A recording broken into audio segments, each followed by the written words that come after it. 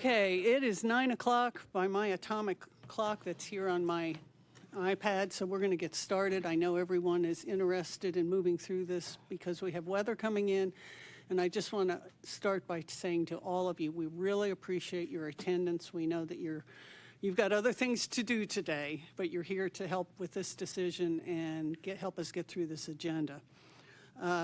This is the January 23rd meeting of the Tennessee Public Charter School Commission. A link to view this meeting has been provided on the Commission's website.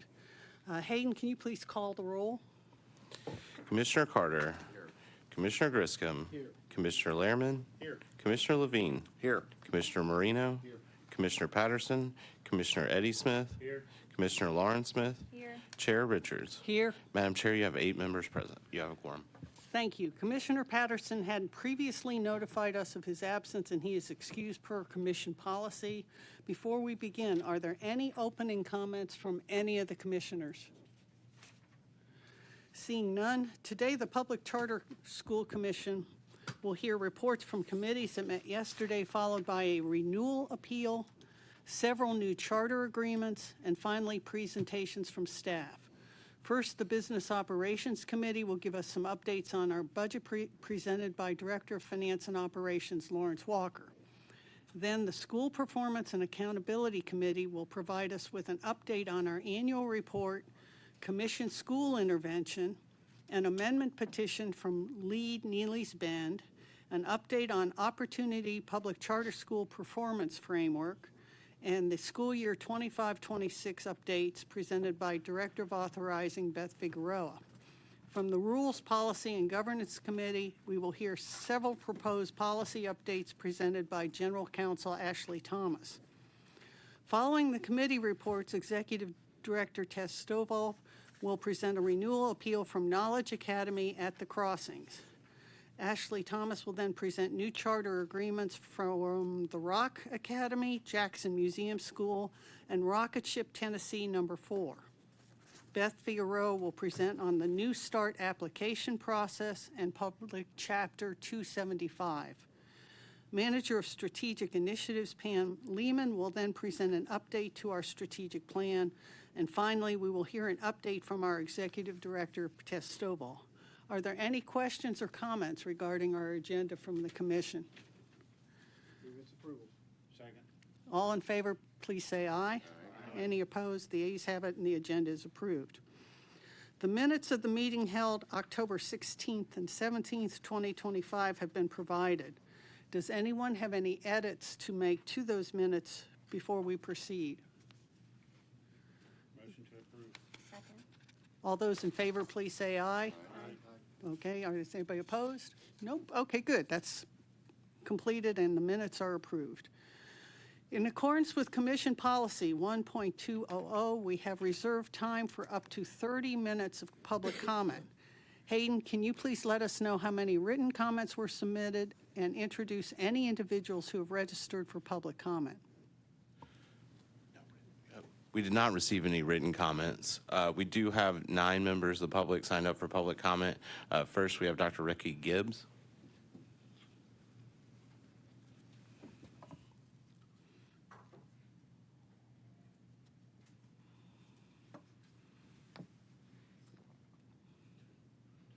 Turn your mic on. Testing. Oh, there we go. Good morning, ladies and gentlemen of the Commission. Today I stand before you to ask for your support for our amendment for Lead Neely's Bend. Over the last decade, Lead Neely's Bend has been on an impressive trajectory, exiting priority status, and now is the #1 performing middle school in the Madison community. During last school year, Lead Neely's Bend earned a letter grade of B on the state report card, earned a level 5 in TVOS, and outperformed its district counterpart Madison Middle in every content area. While we're outperforming our district counterpart, we know that that's not enough.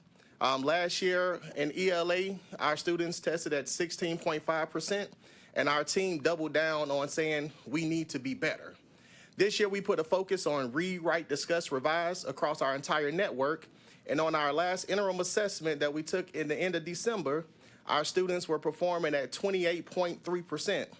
We're expecting that number to grow from 16.5% last year to over 30% on TCAP this year with those outcomes that we're currently seeing. Currently, the only high school option in the Madison community is Hunters Lane. We believe that by adding the high school at Lee Neely's Bend, we not only expand the current option for our Lee Neely's Bend students, but we put another high-quality option in the Madison community. The graduation rates for Hunters Lane over the last 5 years have consistently hovered between 77 and 86%. On contrast, at our two current high schools, Lead Southeast High School and Lead Academy, those numbers have ranged from 92 to 97% when it comes to graduation rate. In a recent study from the USA Today, both of our current high schools were rated top 10 high schools to attend in Nashville. Adding high school grades at Lee Neely's Bend provides an opportunity for us to replicate these outcomes and continue to provide a high-quality option in the Madison community. Thank you. Next, we have Josh Fulmer. Hi, my name is Josh Fulmer. I'm the leasing agent that represents the shopping center, the retail center that Knowledge Academies is the anchor tenant in. And I just want to speak to on their behalf today about the benefit that they provide to the community. They're an asset to the shopping center, to the economy, as well as those families and the community that chooses to come to that school. There's other services that are provided by the retail center that are benefited by Knowledge Academies, such as an early learning center as well as a community health center as well. There's also some retail spaces there, a salon, as well as a restaurant that are benefiting from the foot traffic and all the things that the community is being, as they pick up and drop off, that they're bringing to that community, into that retail space. So I just want to speak out for them today, let you know that they are an asset. Also, too, the kids that we've interacted with and the tenants have interacted with are very courteous, kind, and provide, again, benefit to those retail folks that are in that shopping center. So I just want to thank you for your time today, and thank you for the chance to speak. All right, next we have Samirbek Abduvalev.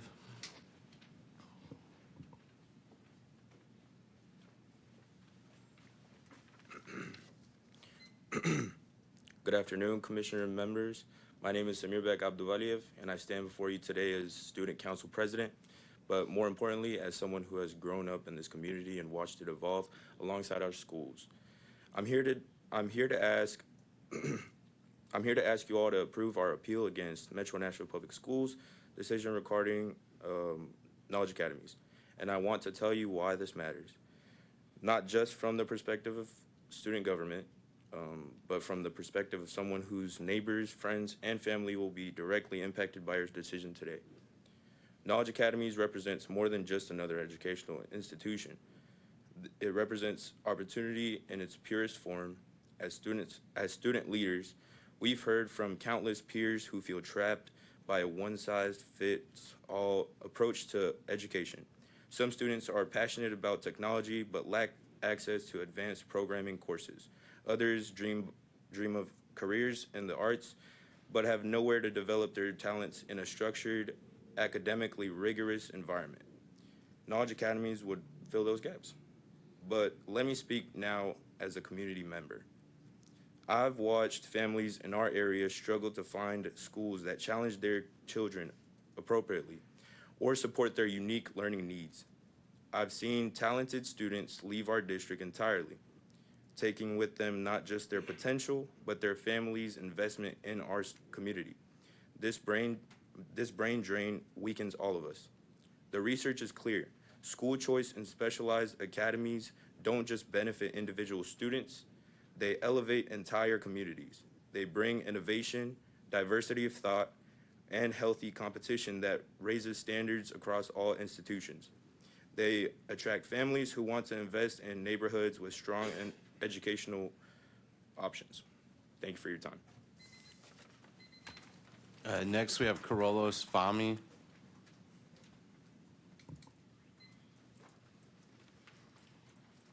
Good morning. My name is Carlos Fahmy. I'm currently a senior at Knowledge Academies, and as I approach the conclusion of my high school career, I find myself reflecting on the experiences, that have defined my academic journey. Throughout my time here, I have sought to challenge myself not only through my coursework, but also by engaging deeply with our school community. My teachers have played a vital role in my success, ensuring I didn't just memorize facts, but truly understand the curriculum. One teacher who left a lasting impact is Mr. Moore, and unfortunately he's not here with us because he's retired, but he was also my business pathway teacher. And when I heard he was retiring, I felt like I needed to finish my business pathway with him to ensure I finished my pathway under his guidance. His teaching style really stood out to me because of his real-world experiences. He didn't just teach from the PowerPoints. He shared stories from his own career that was engaging and memorable. Because of him, I'm leaving high school with a solid foundation in the business industry and the confidence to apply it. Beyond the academic excellence provided by my teachers, Knowledge Academy serves as a vital cornerstone of stability for many of its students. For many of us, this school is more than just a building. It is a constant community where we feel seen, supported, and safe. The small environment allows us for personalized mentorship that larger institutions often lack, ensuring that no student falls too behind and everyone is on the same level, if not higher. Closing the school would not only disrupt our education, but would sever the relationships and sense of belonging that many of us rely on our personal and emotional growth. This institution fosters a culture of accountability and family that is irreplaceable and essential for student success. As I look towards graduation, Thank you for your time.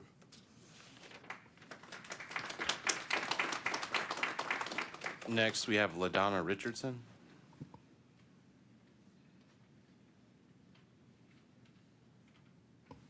If she's not here, we'll move on to Tom Lee.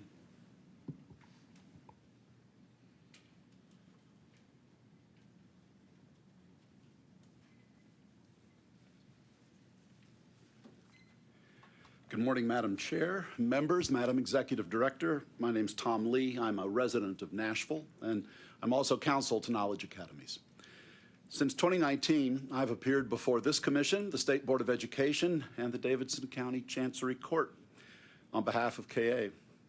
The fight for meaningful school choice, accessible, available, and excellent is not easy. It takes a solid commitment of time and service and public policy.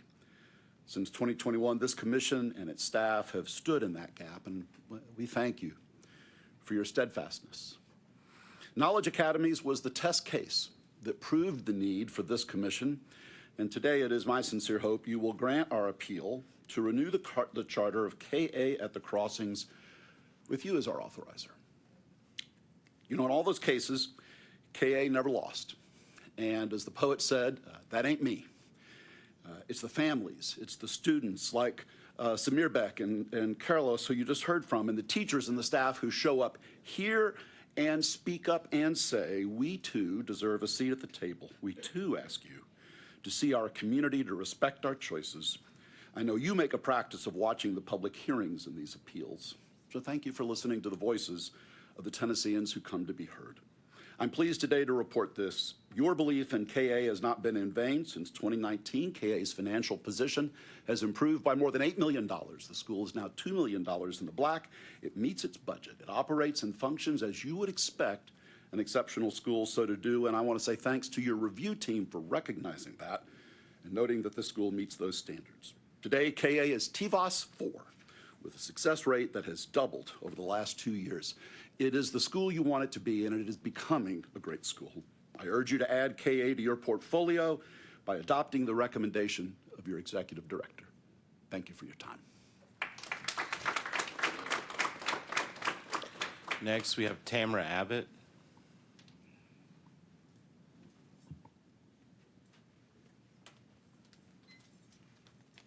Good morning. My name is Tamara Abbott, Director of Operations at Knowledge Academy. I've had the privilege of growing with the school from my initial role as the school's registrar, which I began in 2019, into my current role. Throughout my journey here, I've been blessed to not only welcome new families, showcase our exceptional campus, and guide them through enrollment, but also witness the students grow into confident graduates, beaming with pride as they walk across our stage on high school graduation day. I've had the wonderful experience of contributing to our school's graduation day, and it brings me nothing but tears of joy to pull off such an event. It is fulfilling to see students return to KA and share their achievements after high school, highlighting the lasting impact of our support. It's very rewarding to know that we've made a lasting positive impact in their lives. We've had many legacy students that started at 5th grade with us and walk our graduation stage. Siblings have walked our graduation stage, and several family members have walked across our graduation stage. We become more than just educators to them, but as a positive, supportive family that believes in them. We are a source of encouragement, a safe haven, and most importantly, their biggest cheerleaders. This mutual relationship is essential as we draw inspiration from our students as much as they do from us. Thank you.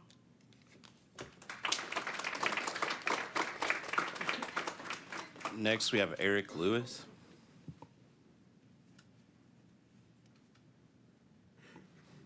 If he's not here, we'll move on to Latanya White.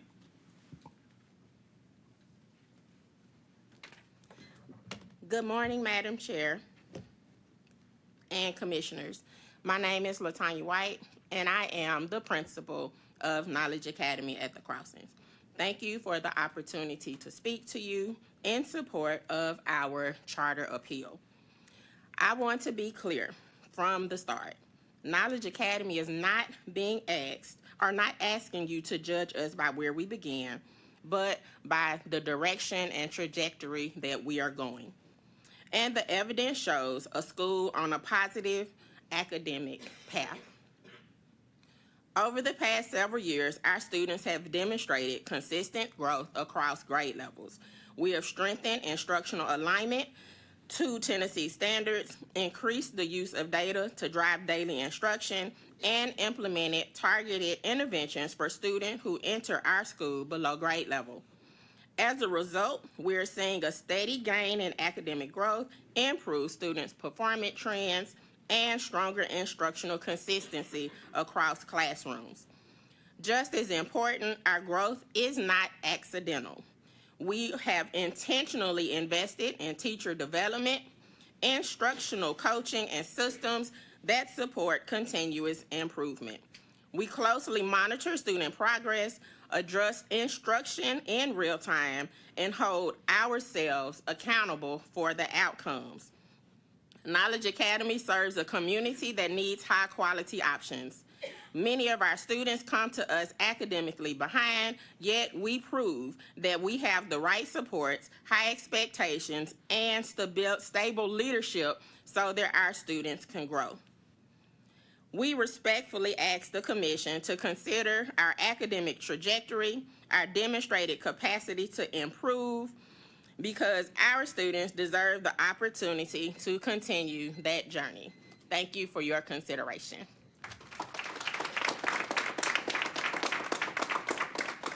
And I'll read back through the names just in case they've arrived. LaDonna Richardson.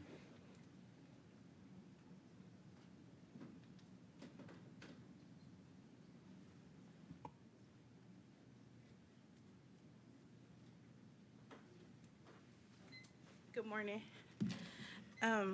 I did have a letter prepared, but I'm going to speak from the heart this morning. Knowledge deserves to be reissued their reimbursements and the opportunity to stay open. I have a son that graduated last year. I also have a son graduating this year, May 2026. You may wonder why this is so important to me, being I had a son graduate last year, and then my son graduates this year. We have established a sense of community and knowledge. Even if my son is going to be leaving this school year, it's still important to me that the school remains open for the kids that's there. We've developed a culture. We've developed a family. Everybody is collectively together. We all work together as a community. It's just very important for our Antioch community. It's a place where all the kids feel safe. Reflecting back on the situation that happened in Antioch this past school year. It was very detrimental, and I must say the kids at Knowledge were impacted because we all share the same friends in the community as well.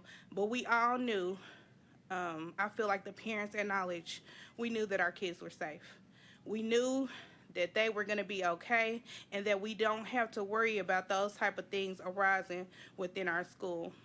That means a lot. It means a lot to the children. It meant a lot to the parents. And we love the small family structure feel that we have there.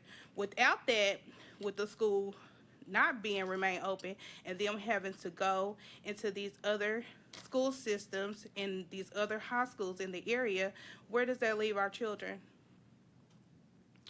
I don't know. I don't know how I would feel knowing that my kid can come to a school where they know everybody, all the teachers, they're comfortable addressing issues that they feel like may put other children or themselves in jeopardy. So I ask that you please consider everything that you've heard today, everything that came from me, the other parents, the other teachers, the students that are present here on behalf of the school. It means a lot to the community and it means a lot to us all. Thank you.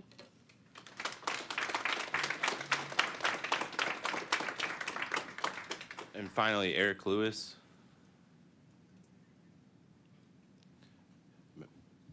Madam Chair, that's everyone that's registered. Okay. Thank you, Hayden, for running through the public comment section. I want to thank all of you, and as the commission, we thank all of you for your comments. As a commission, we truly value the input of the public, and thank you for your willingness to participate in this process and the time that you took from your other responsibilities to do so. We're going to do our committee reports, and then we'll move on to this review, but let's start with the first item on our agenda today, which is a report from our Business Operations Committee. I would like to recognize Commissioner Michael Carter to introduce these items. Thank you, Madam Chair. In the Business Operations Committee, we heard an update from our Executive Director and updates on the fiscal year 2025 authorizer fee report, the fiscal year 2026 commission budget, and the fiscal year 2027 budget request. I would like to recognize Lawrence Walker for these updates. Lawrence? Thank you, Commissioner Carter. Good morning, everyone. Lawrence Walker, Director of Finance and Operations. So yesterday in the Business Operations Committee, Executive Director Stovall and I discussed many items relating to the Commission's agency operations and finances, including key updates for the fiscal year 25 and the coinciding authorizer fee report, an update on the FY26 budget to actuals, our TISA outcomes bonuses, and also Commissioner Smith, I know you had a question about how the TISA outcome bonuses and the criteria are established. Those are established within the Tennessee Department of Education rules. If needed, we have the documents available we can send to you. And finally, we discussed the FY27 budget requests that we have before FNA. So thank you, and I am happy to take any questions. Are there any questions? Thank you, Lawrence, for these updates. We will proceed on next to a report from the School Performance and Accountability Committee. In Commissioner Patterson's absence, I will introduce these items. The School Performance and Accountability Committee heard an update on our annual report on Commission School Intervention and Next Steps, an amendment petition from Lee Neely's Bend, an update on the Opportunity Public Charter School Performance Framework, and the school year 25-26 updates. I'd like to recognize Beth Figueroa to present these items. Thank you, Chair Richards, and good morning, Commissioners. The School Performance and Accountability Committee met yesterday to discuss several key items and updates regarding our portfolio as well as our framework. I have a lot of items to cover, but I'm going to be brief, but we, of course, are happy to take questions after that, and there will be 2 items that will require vote. So first, we began the committee with a discussion of the annual authorizer report. In the discussion, we covered academic success of our schools. We highlighted the organizational stability of almost all of our schools, as well as talked about the growth that we are seeing within the schools that are directly authorized by the Commission. Next, we presented the final read of the Opportunity Public Charter School Framework. These schools are uniquely designed to serve at-risk students in grades 6 through 12, and so key adjustments that were discussed in that read include a 10% weight for post-secondary readiness in high schools, covering graduation rates and career readiness. Next, they covered the refined time and model analysis thresholds to better capture the growth of the students within these specialized schools, as well as an increased 20% weight for mission-specific goals, and this is to ensure that these unique models are evaluated fairly. Next, we covered just portfolio updates related to the current school year. This included an overview of site visits and a reflection from semester 1 visits. We discussed safety and security, as well as the pre-opening status of our schools that are currently working to get open in the next school year. Next, I want to talk about Commission School Intervention. And so a major focus of the meeting was specifically on school intervention, specifically for schools that received state designations. And so that includes Lester Prep and Wooddale Middle School that were identified as priority CSI schools. And then we also discussed Nashville Collegiate Prep, which was identified as a TSI school. As discussed per Public Chapter 464, the Commission, as the LEA, must implement a tiered intervention system, and these requirements include everything from monthly or quarterly check-ins with schools that are designated, frequent data submissions, and regular support meetings with the department. And so, as was discussed in alignment with our Commission Policy 3.400, there was a recommendation by the committee for both Lester Prep as well as Wooddale Middle to go on probationary status for their academic underperformance. And that item following this presentation will require a vote. And then finally, we did discuss the amendment petition for Lee Neely's Bend. As was mentioned in public comment, Lee Neely's Bend is seeking to expand grades 6 through 12 and phase out 5th grade, adding 1 grade level per year beginning next school year. And so the recommendation for approval was based on many items. Specifically, when we looked at academics, as was previously mentioned, the school has maintained a TVOS level 5 for many consecutive years. The school has met standard on the Charter Commission's school performance framework for all years that they have been in our portfolio. We discussed ELA rates, which was as discussed in public comments, the work that they are currently doing to increase those rates at this point in time. We covered the operations plan, which was sound. They have a secured facility. Financially, they are strong, and they have budget projections that cover as the school expands. And lastly, the community support that we are seeing with families expressing a preference to stay at the current school through high school. And so that amendment also will require a formal vote by the full commission. Okay, thank you, Beth. We spent about 3 hours yesterday afternoon asking questions and addressing all of these items. And before we move to the 2 matters that require a vote, I just want to thank all of the commission members who attended this committee hearing. We had virtually the whole commission here, and Beth and her teams patiently spent the time for us to go through this. So while we were moving through it quickly this morning, I don't want anyone to think we did not give this a thorough examination yesterday afternoon, because we did. Okay, with that, are there any questions or comments from the commissioners on the non-voting items? All right, then we're going to move into the voting items. First is the probationary status of Wooddale Middle School and Lester Prep. Are there any questions or comments from the commissioners on this particular item? So moved.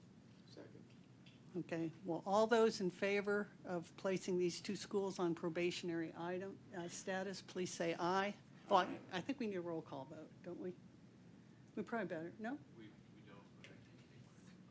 Let's take one. I think it's important to put it on the record. Commissioner Carter. Aye. Commissioner Griscom. Aye. Commissioner Lehrman. Commissioner Levine. Aye. Commissioner Marino. Commissioner Eddie Smith. Aye. Commissioner Lawrence Smith. Aye. Chair Richards. Aye. Madam Chair, you have 8 ayes. Okay, thank you. Now, we'll move on to the other item requiring a vote, which is the amendment petition from Lee Neely's Bend. Are there any comments or questions on this amendment petition from any commissioner? Move its approval. Second. All right, we're going to take a roll call vote on this too, please. This is a roll call vote to approve the amendment for Lee Neely's Bend, if you say aye. Okay, please take the roll. Commissioner Carter? Commissioner Griscom? Commissioner Lehrman? Commissioner Levine? Aye. Commissioner Marino? Commissioner Eddie Smith? Commissioner Lauren Smith? Aye. Madam Chair? Aye. Madam Chair, you have 8 ayes. All right, thank you all very much, and we will move into our next agenda item, which is a report of the Rules, Policy, and Governance Committee. I would like to recognize Commissioner Lauren Smith for this item. Thank you, Chair Richards.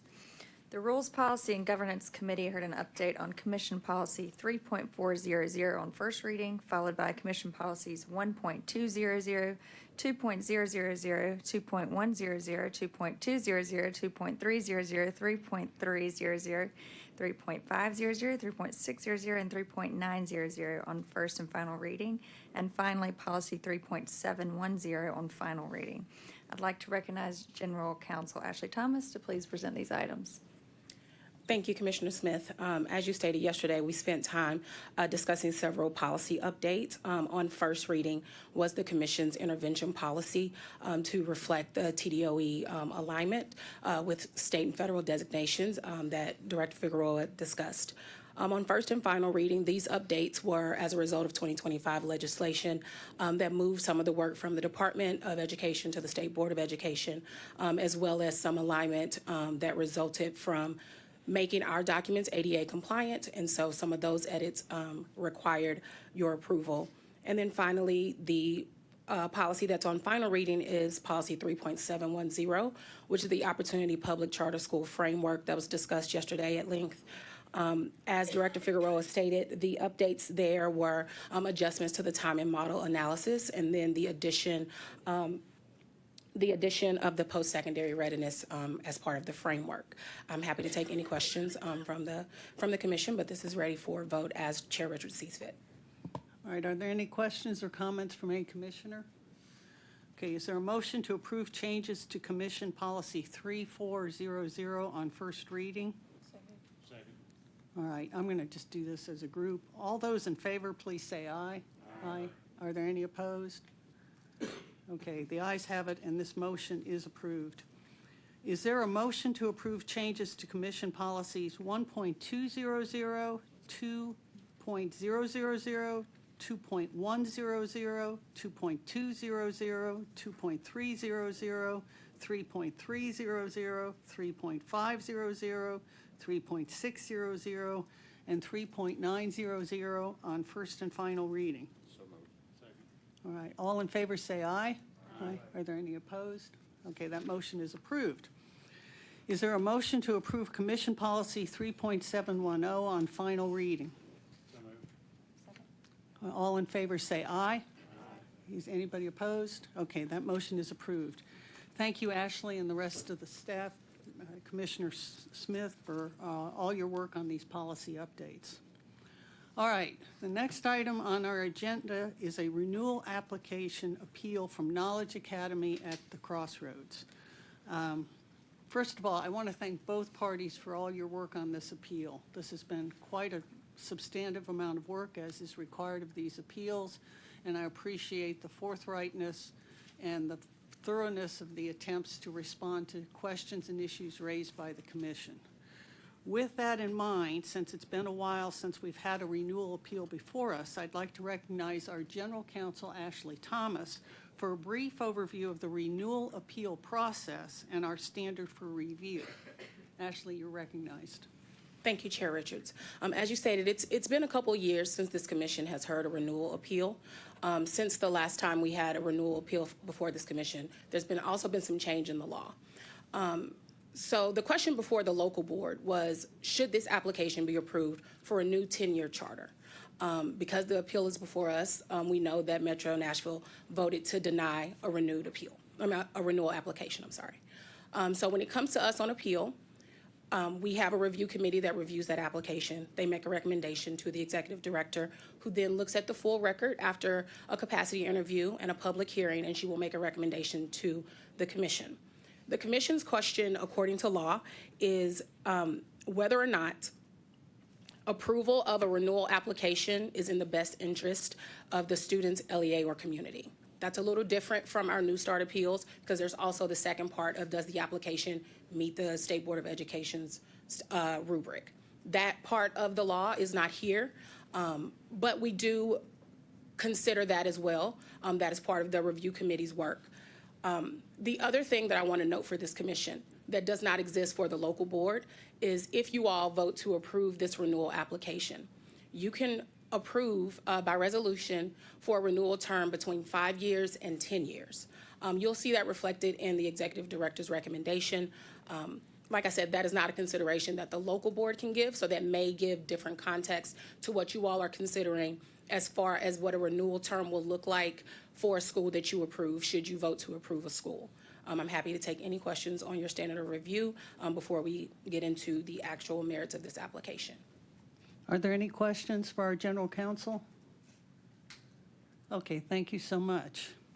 At this time, a representative of each appeal has the opportunity to submit a written statement or be recognized for up to 2 minutes in advance of the commission's discussion.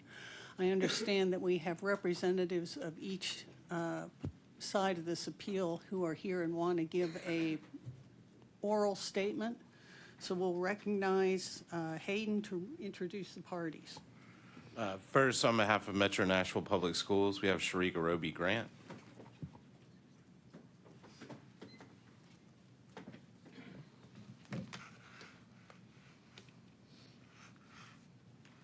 Good morning, members of the commission. My name is Sharika Roby Grant, and I serve as the Executive Director of Charter Schools for Metro Nashville Public Schools. Thank you for the opportunity to speak before you today and for your continued service and commitment to ensuring high-quality educational opportunities for students across the state of Tennessee. I appear before you with great respect for the deliberative role of the commission and with a clear request. I respectfully urge each commissioner to cast a vote today that upholds the collective decisions and professional judgments of the MNPS Charter Review Team, the MNPS Board of Education, and the Tennessee Public Charter Commission's Review Team by voting no on the renewal application for KA at the Crossings. The Executive Director's recommendation aligns with MNPS's conclusion that it would not be in the best interest of students to renew KA at the Crossings Charter Agreement for an additional 10-year agreement. However, the Executive Director's proposal to approve a 5-year renewal term instead of the standard 10-year term is simply not equitable. While Public Chapter 275 passed by last year's General Assembly grants the Commission the authority to renew a charter agreement for a 5-year term, this option is not available to other LEAs across the state. As such, approving this alternate proposal would create an inequitable and inconsistent application of renewal authority, which undermines the principles of fairness of charter authorization across the state of Tennessee. Moreover, given the documented ongoing academic concerns and lack of quality future planning deficiencies, this alternative should not be considered an appropriate or an acceptable remedy. Once again, I respectfully ask that you uphold the decision of the MNPS Charter Review Team, the MNPS Board of Education, and the Tennessee Public Charter School Commission Review Team by denying the renewal application for KA at the Crossings and rejecting the Executive Director's recommendation for a 5-year contract. Thank you for your attention and opportunity to address you today. Next, on behalf of Knowledge Academy at the Crossing, Sherry Hage.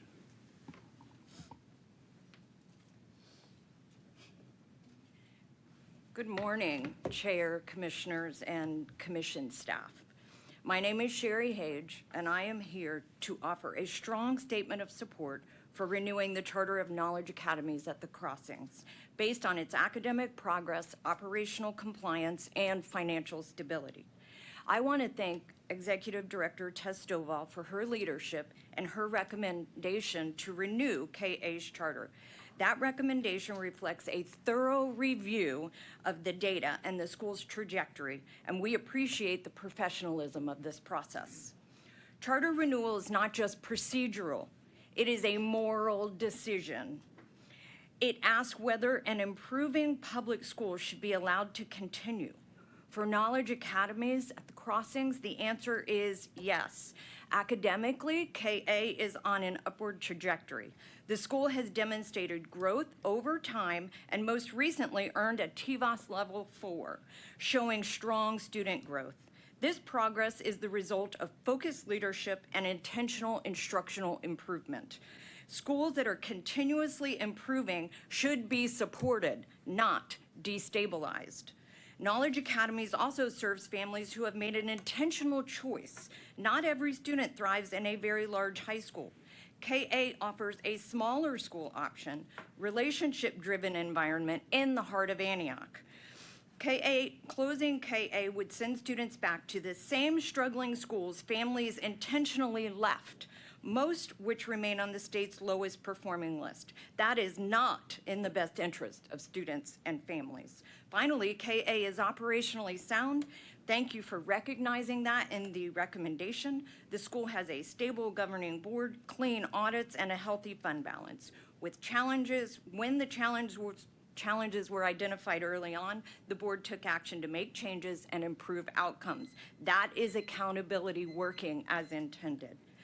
Thank you for your support, and we ask that you support the executive director's renewal recommendation. Thank you. Okay. Thank you both.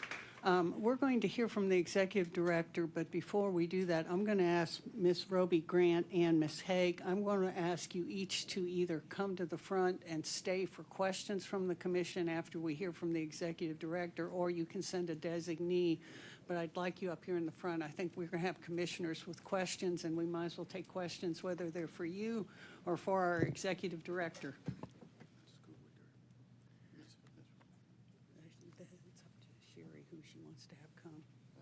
Okay, and just, we do have, I mean, these might be pretty specific, so feel free to have a designee if that's what you prefer. I'm not telling you your business, but it's up to you. With that, I'm going to recognize Tess Stovall, our executive director, to present her recommendation. Thank you, Chair Richards. I want to start today, as our general counsel started, to frame up the conversation and how I approach the record, and then I'll talk through in more detail my recommendation. So as our general counsel stated, in accordance with Tennessee Code Annotated 4913-121, a local board decision to deny a renewal application may be appealed to the Charter Commission. And in an appeal, the commission may affirm the local district's decision to deny renewal, or if the commission finds that the decision was contrary to the best interests of the students, the school district, or the community, the commission can approve a renewal application for a charter school on appeal that is for a term of 5 to 10 years, with the commission as the authorizer of that school.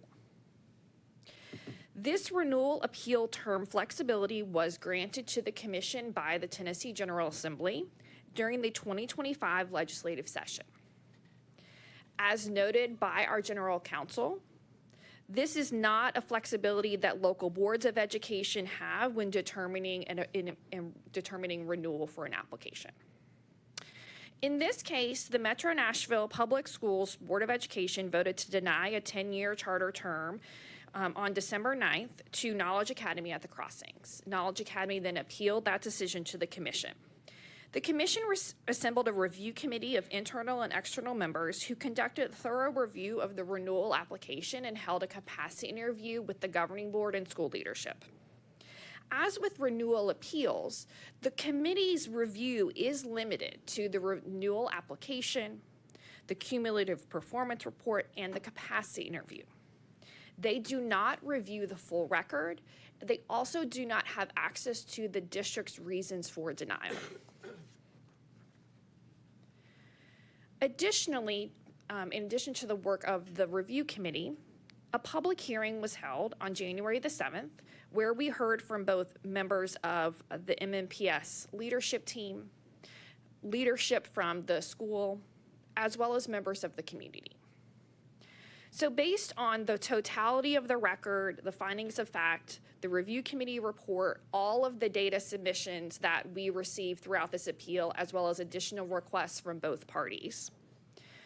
I believe that while a full 10-year renewal is not merited at this time, I also recommend and believe that a total denial of renewal of the school would be contrary to the best interests of the students in the community, given the school's recent academic progress.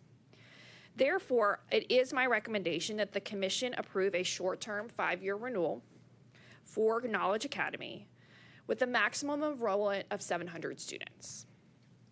I'll now dive into more detail around the reasoning for my recommendation.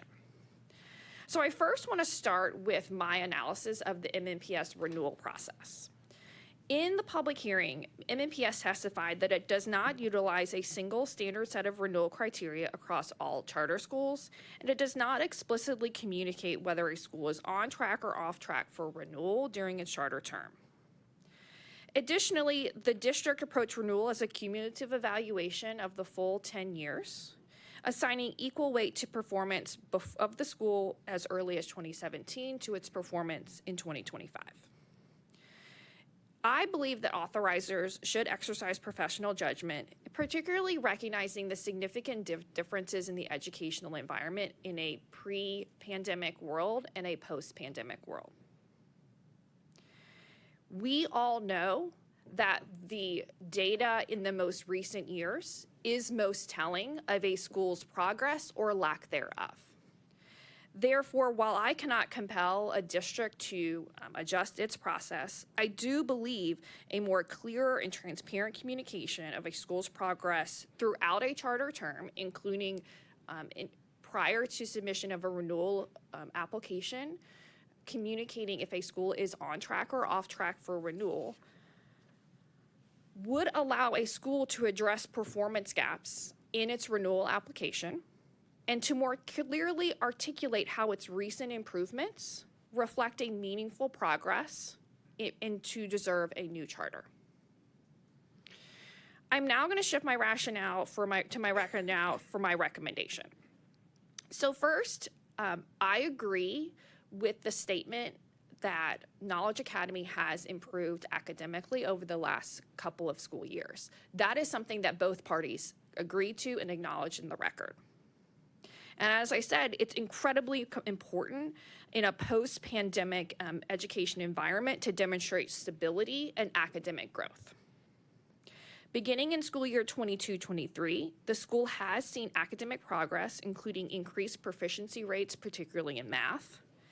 As stated, in 24-25 school year, the school earned a TVOS composite level of a 4, reflecting growth above expectations, and received a letter grade of a C, which was an increase from previous years. Notably, the school also achieved a level 5 growth for the last 3 years in the lowest performing students in their school, demonstrating that they are making significant progress for students most in need of academic improvements. When I look at its nearest neighbor comparative zoned options, Knowledge Academy's math success rates, approximately 21% at the middle school level and 19% at the high school level, outperformed every zoned middle and high school in that area. Additionally, recent improvements represent a consistent upward trajectory over the last 3 years, rather than a single-year anomaly, as evidenced by the year-over-year gains in TVOS as well as math proficiency.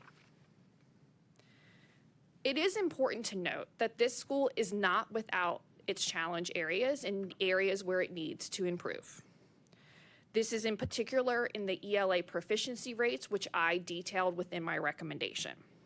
However, I am concerned that if Knowledge Academy closes, many of the students that attend the school would be zoned to attend current schools that are currently designated on the state's priority list or on other federal designations. As acknowledged in my recommendation, operationally and financially, Knowledge Academy meets or exceeds the standard for approval that I determined. On MNPS's performance framework, the school has met standards in all of these areas for the last 3 years.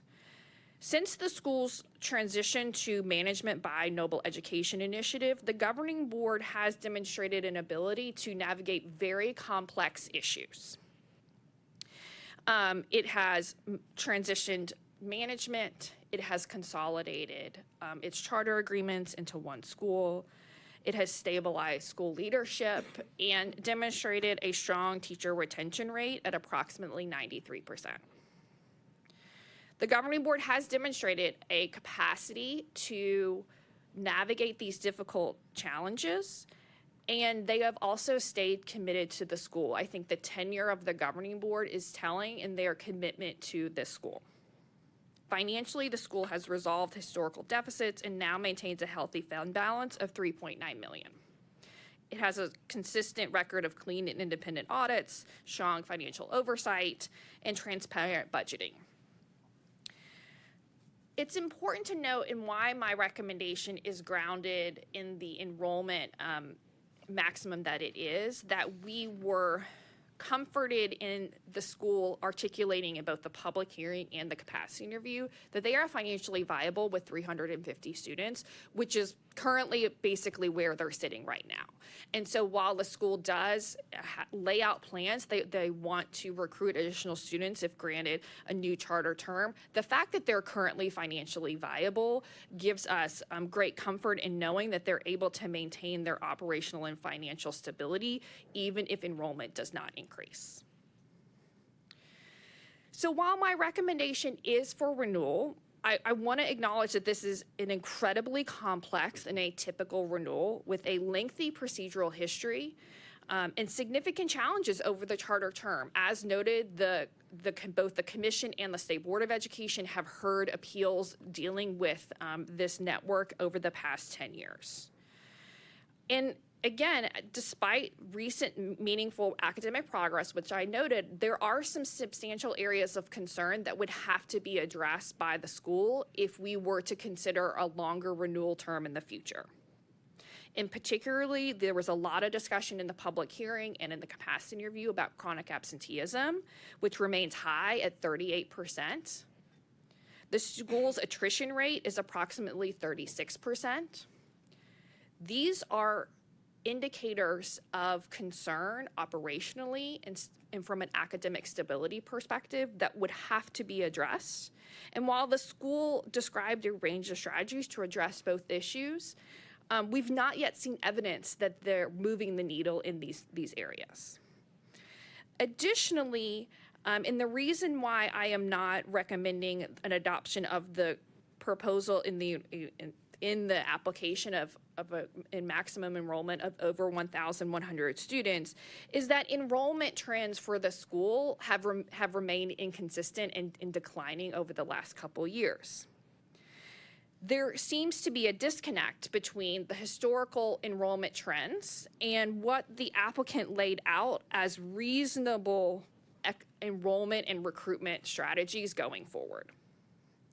So within the renewal application, the school projects that it will add 50 new students per year through year 7 if granted a 10-year term, and then increase by 100 students after that. My recommendation of a maximum enrollment of 700 students will allow the school to demonstrate its ability to add and to recruit and retain students over a 5-year term, while also not setting an enrollment target that is significantly beyond what the school's realistic enrollment plans are. So taken together with the shrinks previously mentioned, and while I agree that the school has demonstrated financial improvement and academic improvement and operational stability, the school needs additional time to demonstrate whether or not these recent academic successes are an anomaly or if they are moving towards the ability for the Commission to grant a longer renewal term in the future. A 5-year renewal term acknowledges the school's academic progress. It also clearly emphasizes the importance of sustaining and accelerating that trajectory. If approved for a shorter renewal term, the school would come under the Commission and would be held to the Commission's clearly defined academic, operational, and financial performance standards. To merit renewal at the conclusion of a term under the commission, Knowledge Academy must demonstrate that recent gains are not an anomaly, but consistent, established record of success. And this includes continued academic growth at the school. It has to progress in addressing its persistent challenges around chronic absenteeism and student attrition, and continue to operate sustainably within an enrollment cap given its current trend, and demonstrate that it's able to recruit and retain new students. As a reminder for the commission as a part of our discussion and for the audience, the commission has a set standard for renewal that applies to all schools within its portfolio. A school is on track for renewal if a school has met the standard, the commission's performance standards, the majority of its charter agreement years. So, if approved for a 5-year term, the commission and the school will know by the end of year 3 if the school is on track for renewal. And if at that point the school has not met academic standards, the commission can discuss additional intervention action, including revocation prior to a 5-year renewal. Therefore, for the reasons stated in my executive director's report and for the further discussion that we will have, it is my recommendation that the commission utilize its flexibility allowed in statute to approve a 5-year renewal term for Knowledge Academy at the Crossings with a maximum enrollment of 700 students. And Chair Richards, I will turn it over to you to facilitate the discussion. Thank you, Executive Director. We are now going to open this part of the meeting to questions from commissioners for either the Executive Director or either the parties. If you would, Ms. Haig, introduce the person who's with you, because I want to know for the record who's going to be there. If you two start answering questions, it'll make it clearer for the record. So if you could do that. Dr. Eve Carney, and she is an executive at Noble Education Initiative. Okay, we appreciate that. I'm going to open this for questions. Commissioner Eddie Smith. Thank you very much. So I'm going to ask a softball question first. Does anybody need a refill of coffee before we get started? Because may be here for a few minutes. All right. I'm going to ask some questions because as I've watched the public hearing, I'm going to be honest, when I watched it, it felt like a bad divorce case playing out, is really what this felt like. So, Director Grant, I want to start with MNPS. So when I say you, please don't take it as you. This is referring to the system. In the statement that you gave to us, you said a couple of times, you mentioned fairness. So does MNPS truly believe in fairness? Yes. Okay. So then help me understand in that context, when you all looked at the review, and we've had some appeals from schools from NPS, this is the first time I've ever seen the charter review look at a 10-year financial record without looking at the current viability of the fact that their financial status in the last 3 years has been extremely healthy, that you all made an argument that their financial health was not did not meet the standards. How is looking at that 10-year history without looking at their current financial status a fair assessment when it's not required that you have to look at all 10 years, considering you can look at the most recent 3 years for that financial health? Thank you for the question. As stated in the public hearing, the review team is charged to utilize the rubric and the guidance within the application and the rubric scoring, the criteria outlined in the scoring rubric provided by the state. And so the specific language does not allow for you to focus on just specific years within the history of the charter. Many of the characteristics in each of the sections, academics, operations, financial, ask review members as they're rating to look at the contractual agreement and the history throughout the 10-year term. So there's not specific characteristics in the rubric that says, how did the applicant do the first 2 years? How did the applicant do the last 2 years within the agreement? They're asked to look at it holistically and rate the application based on the 10 years of the history of the charter. So that is the guidance that our office gives to review team members. You need to utilize the criterion that's outlined in the rubric from the state as you're rating each of the sections. And it is noted in the evidence findings report, we do acknowledge, and the review team did acknowledge the years in which the applicant has improved financially. So that information is compiled and provided to the board, and it does encompass all 10 years. But to specifically just look at a couple of years throughout the 10-year history is not the guidance from the state and not what we got our review team members to do. Okay, so can you help me understand why this is not, we've seen others that had the similar one, but this is the first time this argument from NPS has ever been made on the financial of looking at 10 years instead of just looking at the most recent. Again, as our executive director noted, there is, in education, there is pre-pandemic, there's pandemic, and there's post-pandemic realities. And, you know, when I heard that argument, I actually reached out to our executive director because I wanted to know, did the rubric, and nowhere has this ever come up before. So how is it that the charter review team really on this one instance really decided to take that stance that they could look at 10 years of financial health instead of really over the last couple post-pandemic, where most everything else, when everybody's been reviewing the financial health of the charters, has really been focused the last few years. So help me, I'm trying to understand how all of a sudden that decision has changed within MNPS, considering what we've seen over the last couple of years of other charter reviews. The decision has not changed.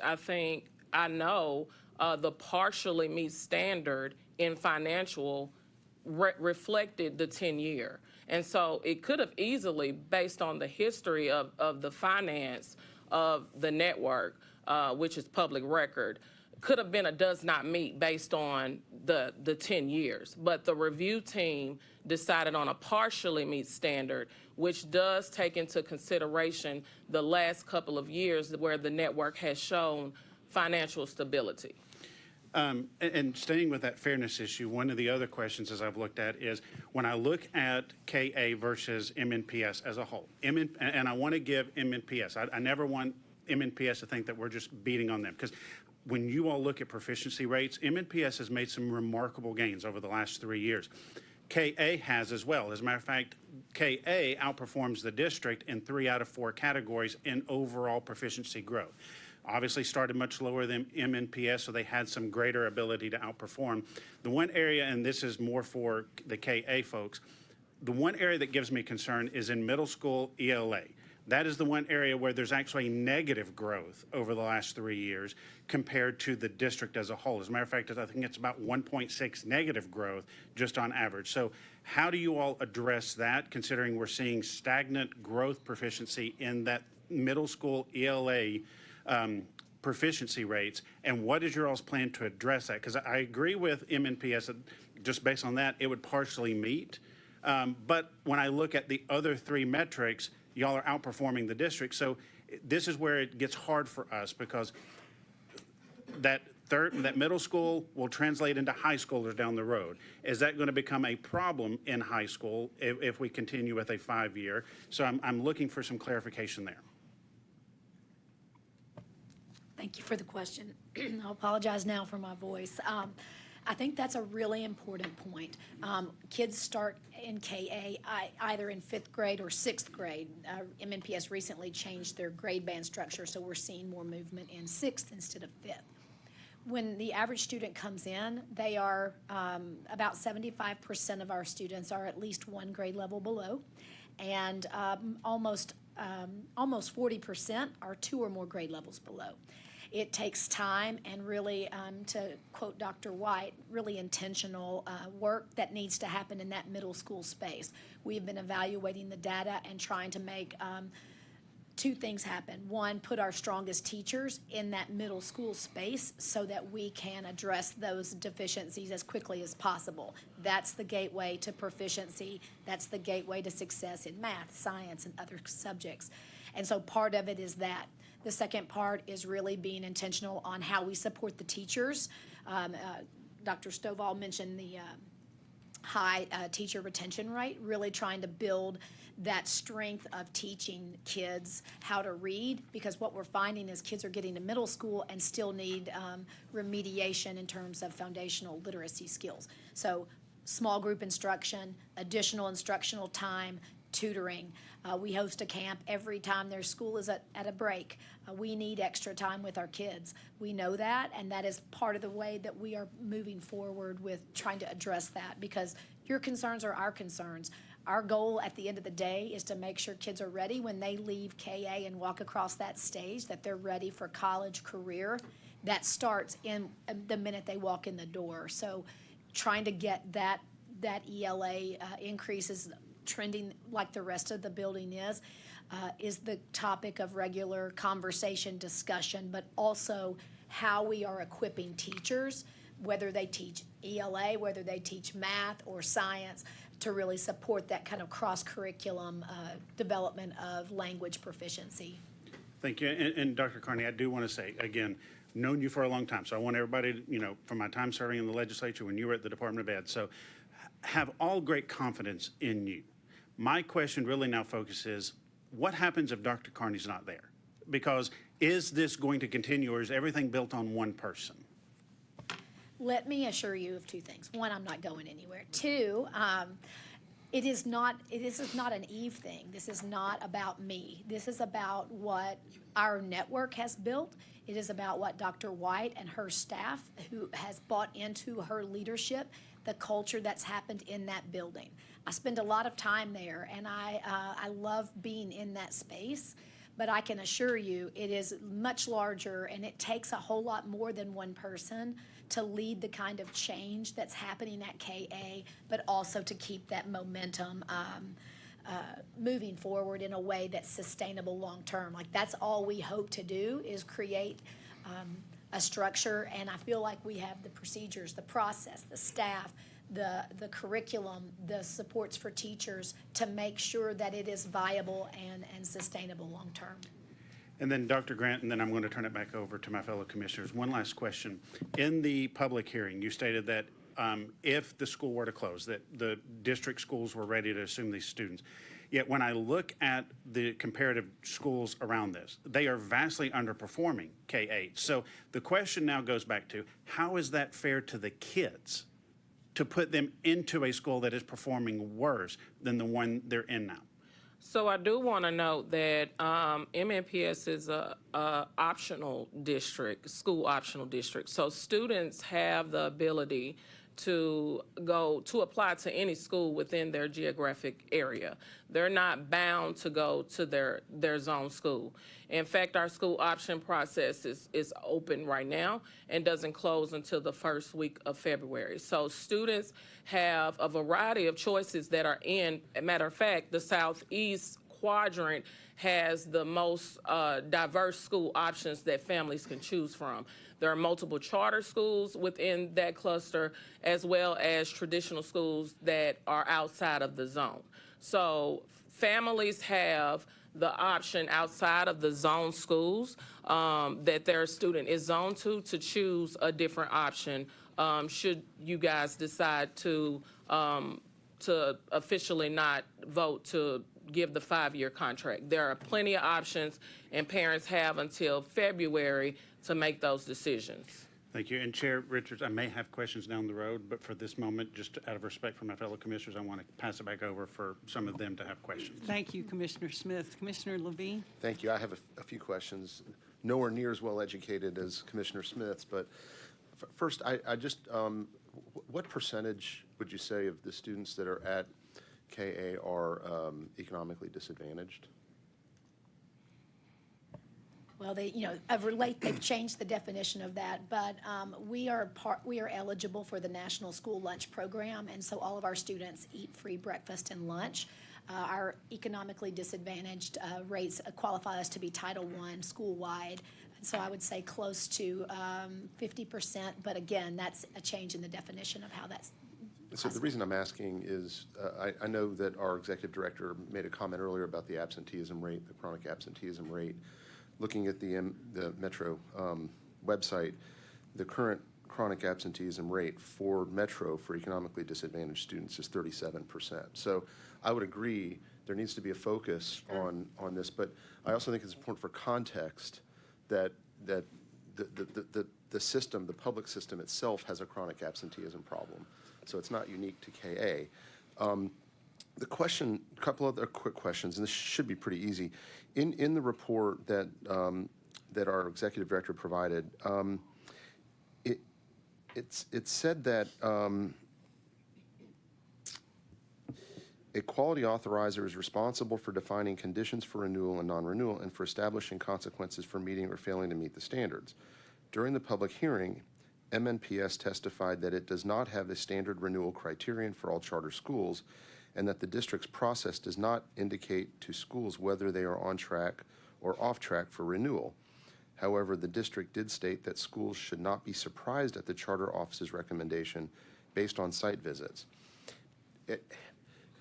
How do you not have a standard template for this? And help me understand that particular part of the recommendation, because that did get my attention. Oh, sorry. No, please. I'm very glad that you asked that question. I'm not sure how that was misconstrued in the statement from the public hearing, but I do want to point out that MNPS Charter Office does have a standard renewal process.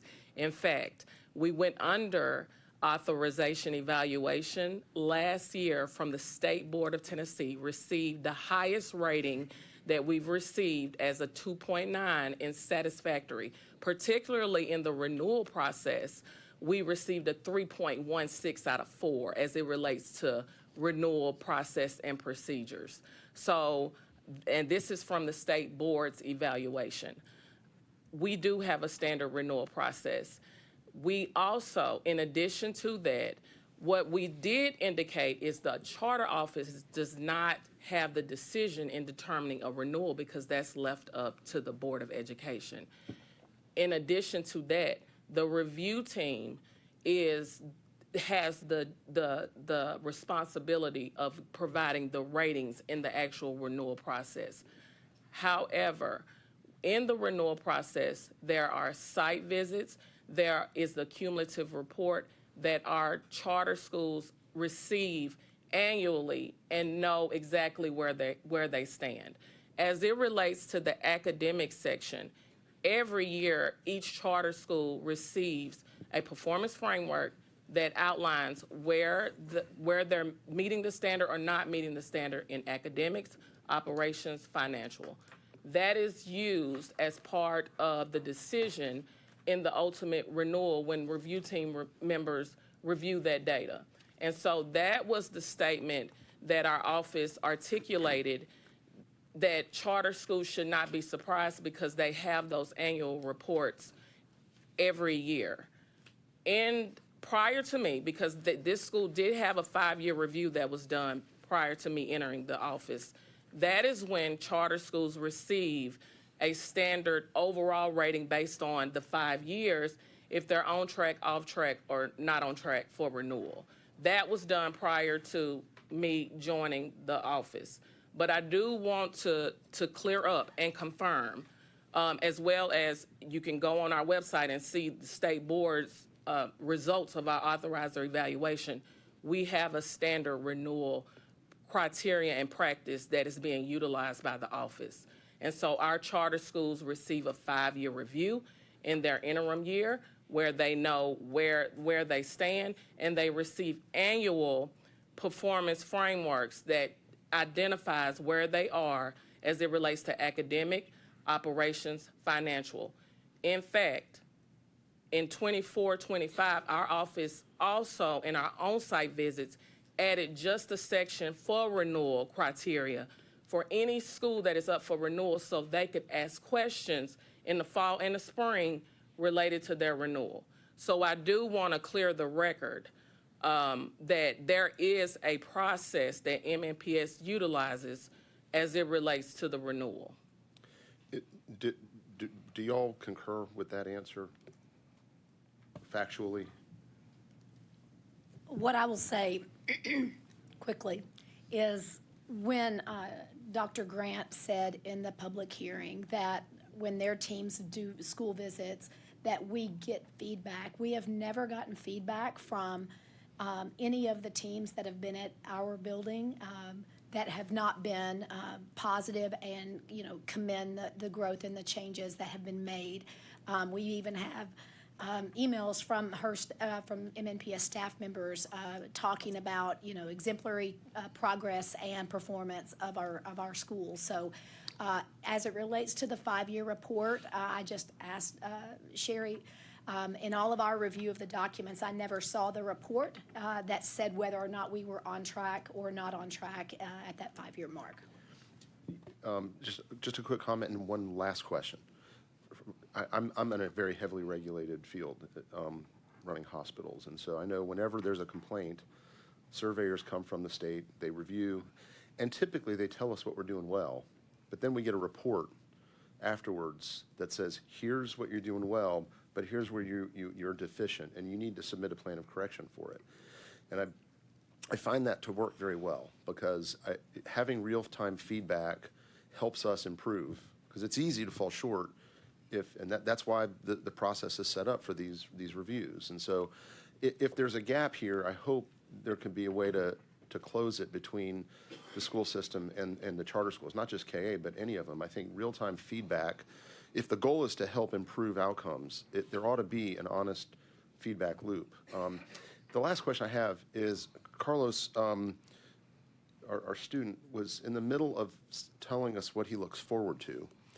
And to be compliant with our rules, he stopped talking mid-sentence.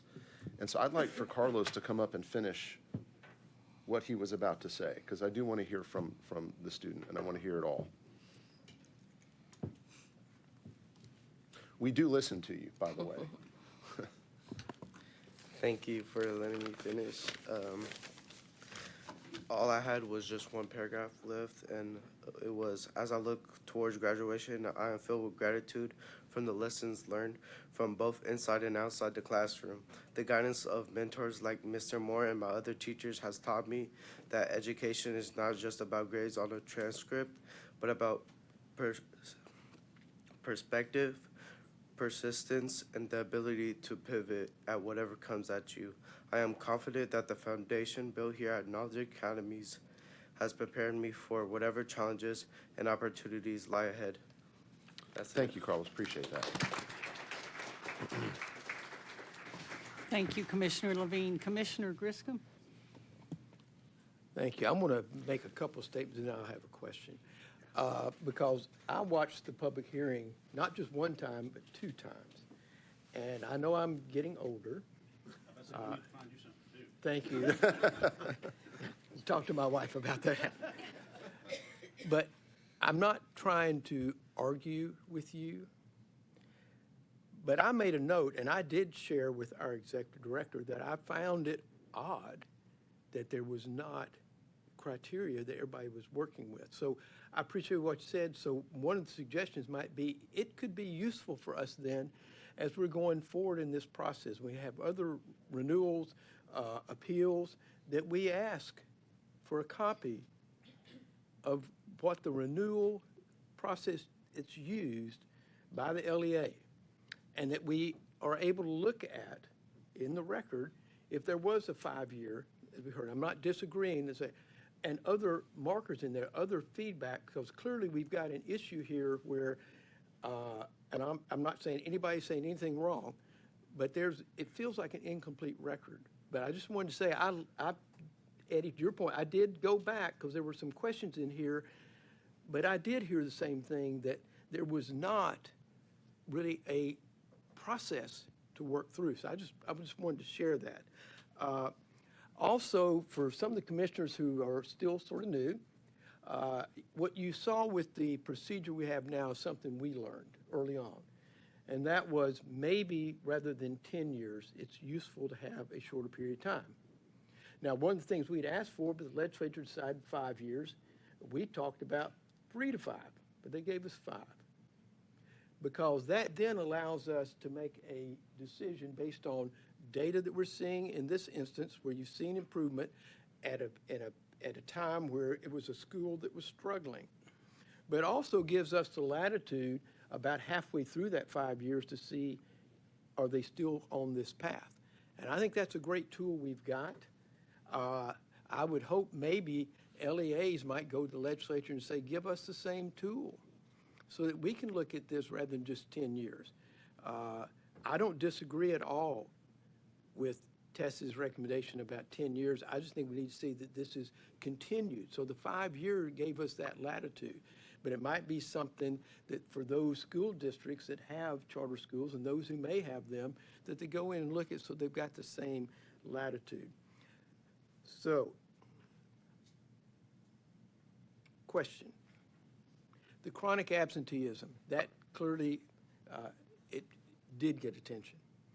And I really did not hear and look at, other than I think there was a percentage number about what we, but how do you do it? Leadership is very important, we know that. But how do you get that number below the metro number of 37?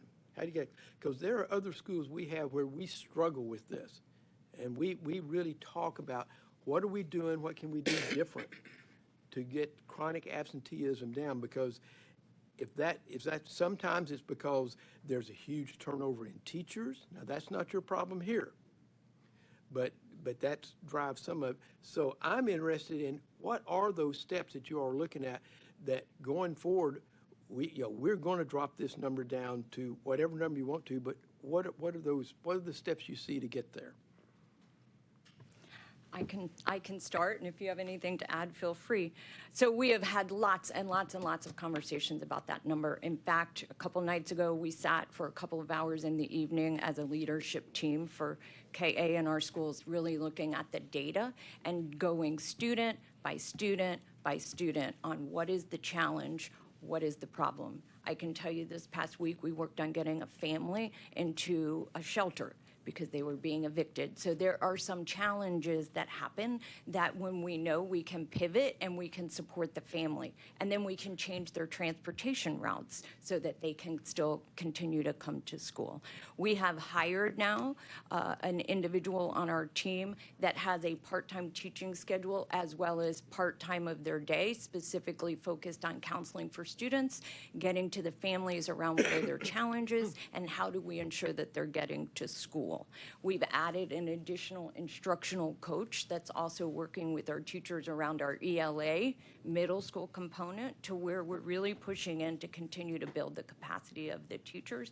That person is also looking at how do we ensure that our teachers are creating engaging lessons so students want to be there, but we're also adding in a college and career readiness coach where we're really focused on providing students pathways and support so that they know they can come to us, get the help they need, whether it's needing a home, needing different transportation, needing a different method of getting to school, and then that instructional support to say, here's where you are, here's where you need to be, and that college and career piece so that we're getting them ready to be in school and to perform well. What's a target number you all would like to go for, that this is where we want to be? Because again, I'm saying that was a little hard to take out of the conversation. So is there a number you say, this is where we want to go? Well, ideally, we want to be well below the state average. That's going to take time. But as Sherry noted, looking at it student by student is the way we whittle that down.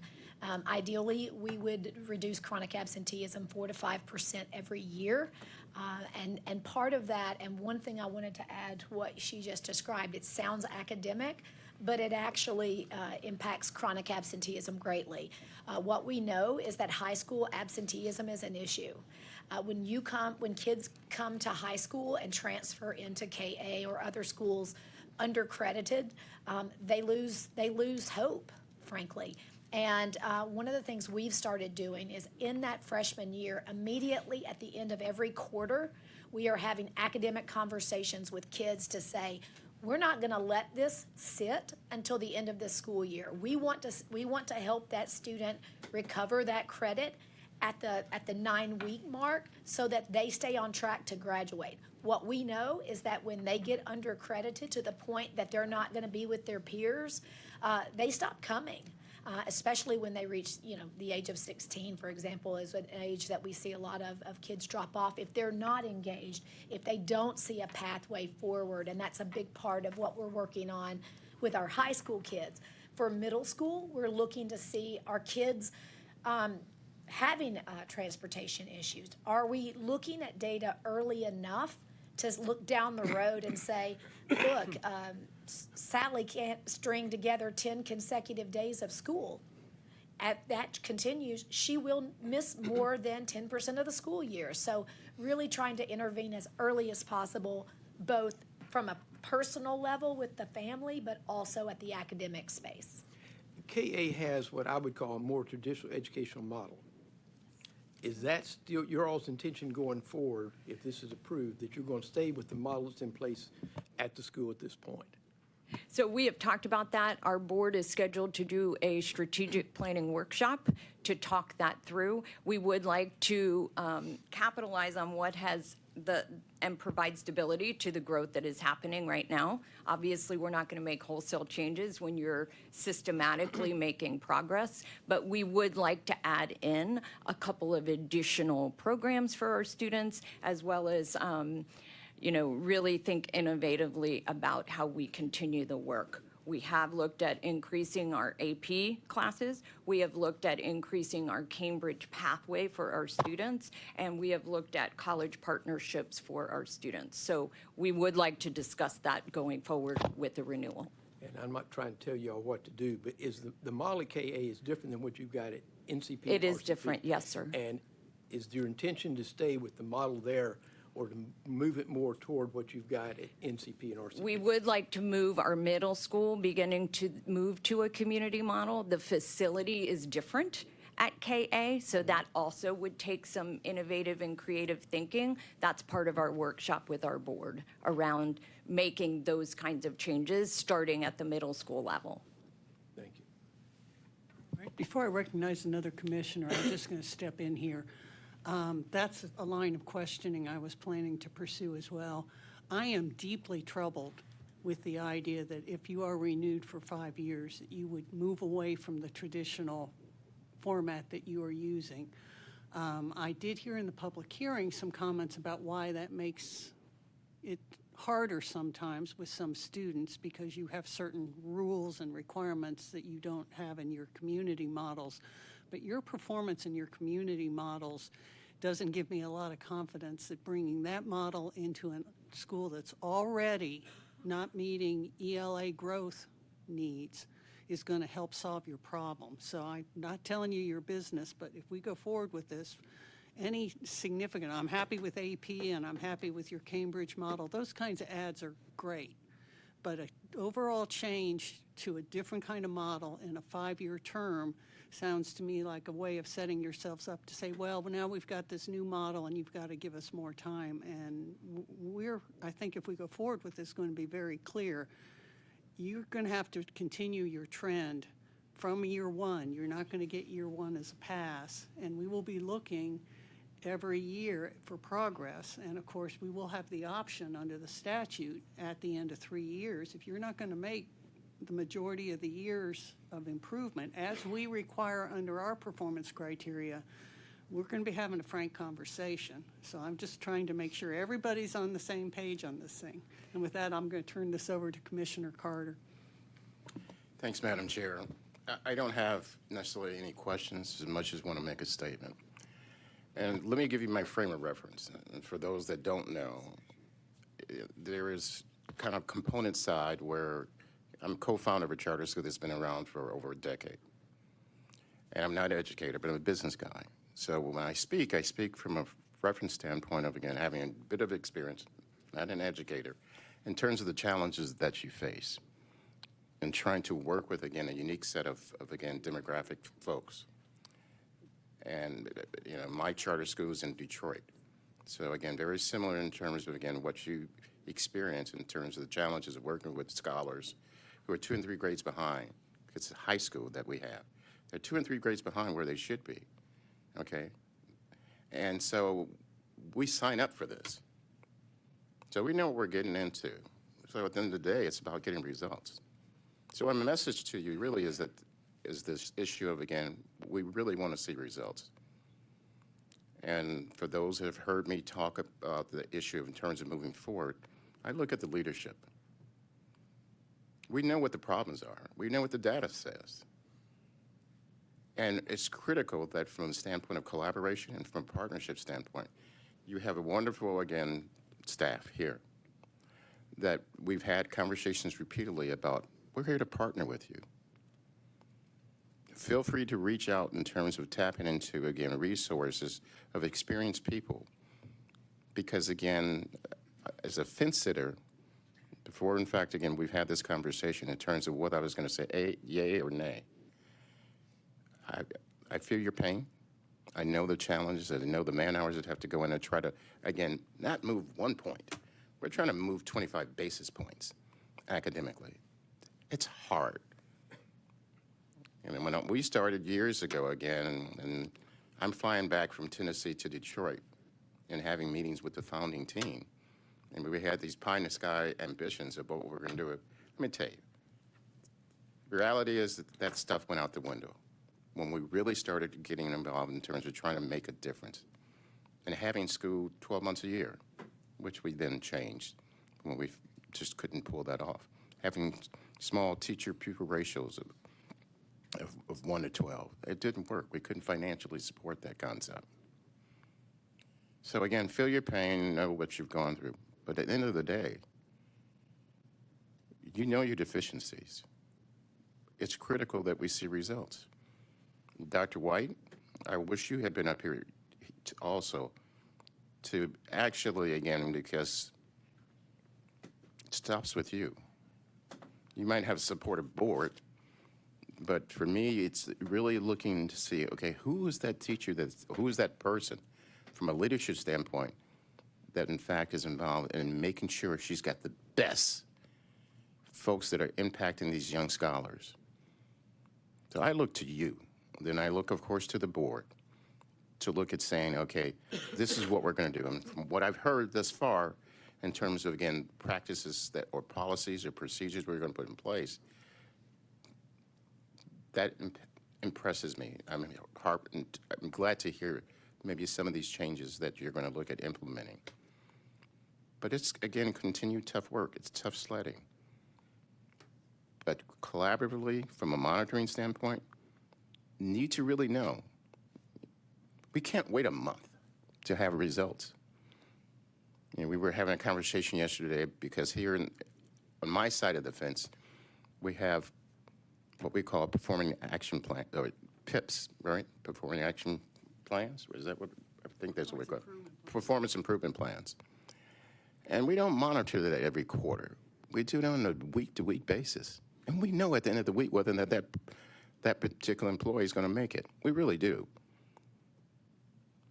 And so we need to know to some degree whether, in fact, again, these changes that we're talking about implementing are bringing results. So in conclusion, we want to see results for those of us that are really looking at potentially saying yes to this 5-year, again, renewal. You know your challenges in front of you. And we're here to be supportive. We're here to be collaborative. But at the end of the day, this is major leagues. Get the results. Because we will have the frank conversations about whether or not you're hitting the mark or not. Thank you, Commissioner Carter. Commissioner Lauren Smith? Thank you, Chair Richards. I think I'm not the only one that finds this to be a very challenging decision. I think probably one of the hardest that I've made in my time on the commission. I do want to commend the school for progress you've made the last couple of years academically. I want to recognize that. I had asked the commission staff for some data kind of looking at the past few years across the network as well, and I'm just very troubled by chronic absenteeism, attrition, and some enrollment trends. So those are kind of the three things that I'm particularly concerned about. I did want to ask Tess, we've kind of talked about if this was not renewed, you know, where would students go? That's something that I think about a lot, and I know a lot of the larger zone schools are really not good options in my opinion, but there are a lot of charter schools in the area. So I didn't know if you could speak to space that we know may be available to students if this did not get renewed. Sure. Well, I first want to acknowledge that MNPS testified that the charter school that they authorize that is down the street from Knowledge Academy does have capacity for students and serves the grade span that Knowledge Academy serves. So from that perspective, they did confirm that there would be available seats. I think within our schools within that area, there are some schools that are still building out, both in terms of grades and capacity. So I think there is possibility for some limited options. I also know that several of our schools in that area are at capacity already. And so there's limited options, additional options beyond what we've talked about, particularly within the commission portfolio that serve the grade span of 6 to 12. Commissioner Lehman? Thank you for being here. Just two questions, one for the Knowledge Academy team and then one for Director Grant. Regarding the chronic absenteeism, I thought the 4 to 5% goal seemed reasonable and ambitious.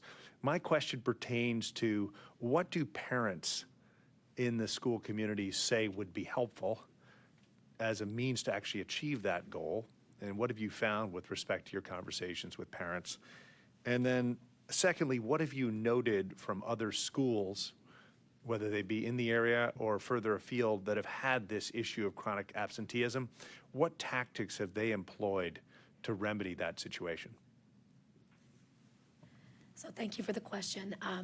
In terms of the conversations with parents, I think in many instances our parents are doing their best.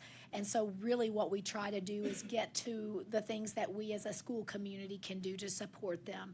And so part of what Dr. White and her team do so well, and you heard one of our parents speak to the sense of community there, is really, one is making sure that they're aware that this is happening. In most instances they are, but there are times when they're not aware that maybe their student isn't showing up at school. So communication, partnership is a big part of it. Transportation, I would be remiss if I didn't say that many of our kids ride the bus, and often they miss the bus. And so really thinking about how we address instances where transportation is the barrier. And so we hear that quite a bit in our conversations with families. Often we have kids that are caring for younger siblings, and those absences cannot be avoided. So we work as hard as possible to make sure that student doesn't fall behind when they're addressing kind of family needs. To the part of the question about best practices, what we know nationally that work, the techniques that work would be things like mentoring, and really we have teachers here today. Several of our students have spoken to that relational part, trying to make sure that kids know that adults care when they're not there. They notice when they're not there. And that's what I love about KA. Kids are seen, kids are known. Certainly the chronic absenteeism number bothers us as much as it concerns you, no question. And what we're trying to figure out is within our school, within our student body, what are those best practices? Early data, looking at it very early, strong communication, mentoring of adults in the building, but also trying to help them solve those one-off issues that are keeping them from being in school. And lastly, we need to make sure that when they're not there, that we help them catch up, but when they are there, that it's meaningful work so that they want to be there. Great, thank you. And then Director Grant, perhaps you could just clarify what I think you said in your own comments. I think you say that you thought it was unfair that the Public Charter School Commission provide a 5-year extension when you were only empowered to, or the Metro Nashville was only empowered to do 10 years. Can you help us understand why you think that's unfair when the statute explicitly provides for a 5-year remedy as a way to sort of serve as a middle ground between a full 10-year extension? Again, I'm just trying to understand why is it a question of fairness or justice in this instance?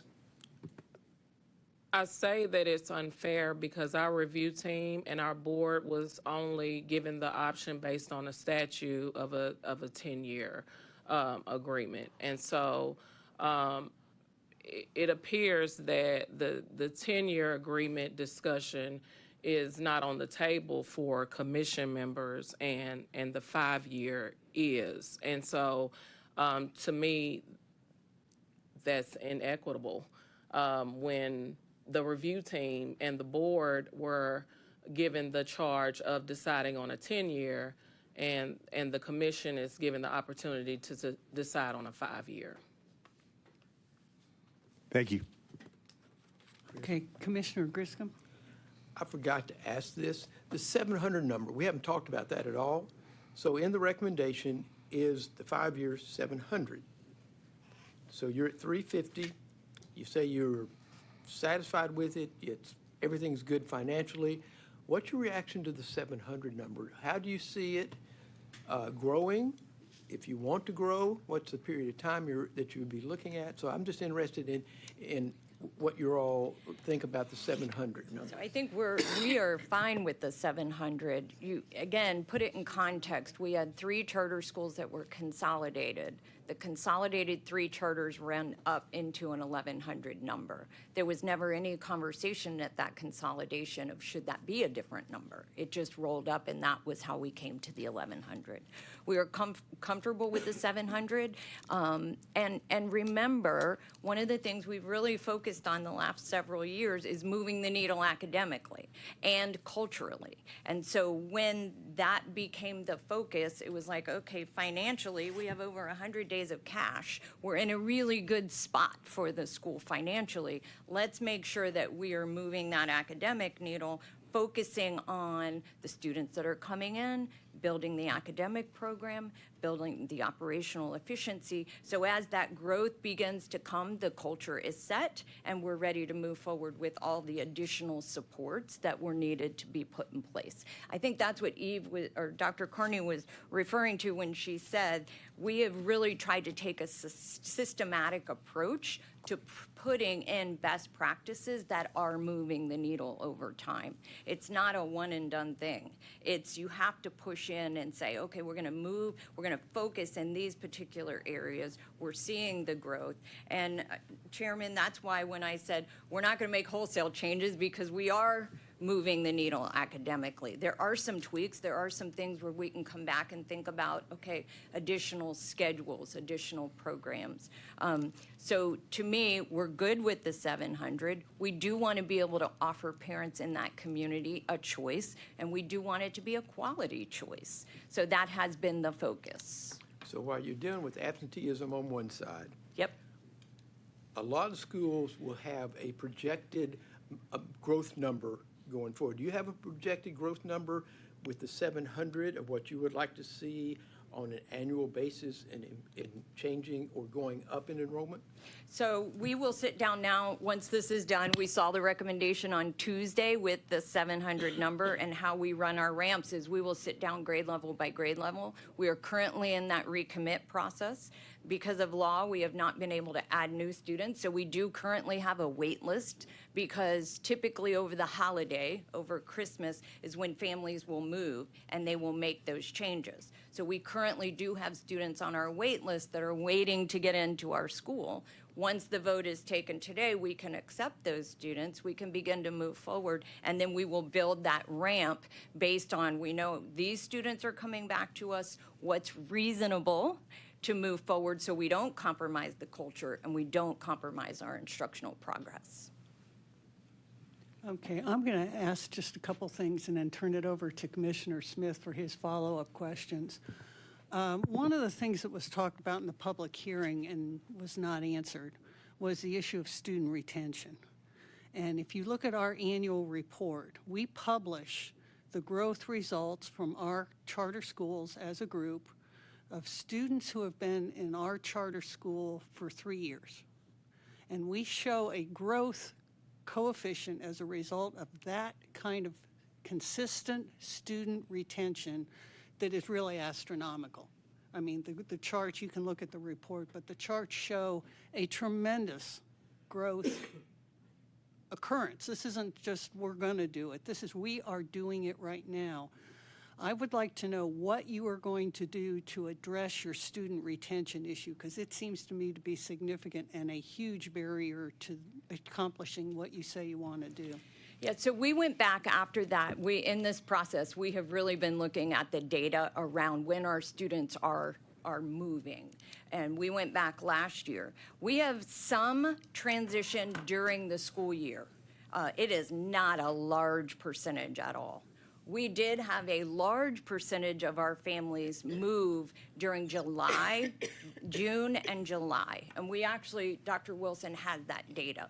So what we are seeing is that parents are not moving their kids during the school year. If families are moving right across the line, which if you know that community, the school sits right up against that Rutherford line. So our families, if they're moving for more affordable housing or things, we are seeing them move right across the line into a Rutherford County. So we have been analyzing that, but the interesting part about that data is that they're not moving mostly within the school year. They are at least looking at that summer swing to when they have to move.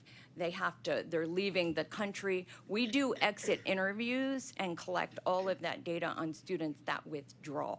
And so we do know if they're withdrawing to move, if they're withdrawing to go to their home country, if they're withdrawing for another school option.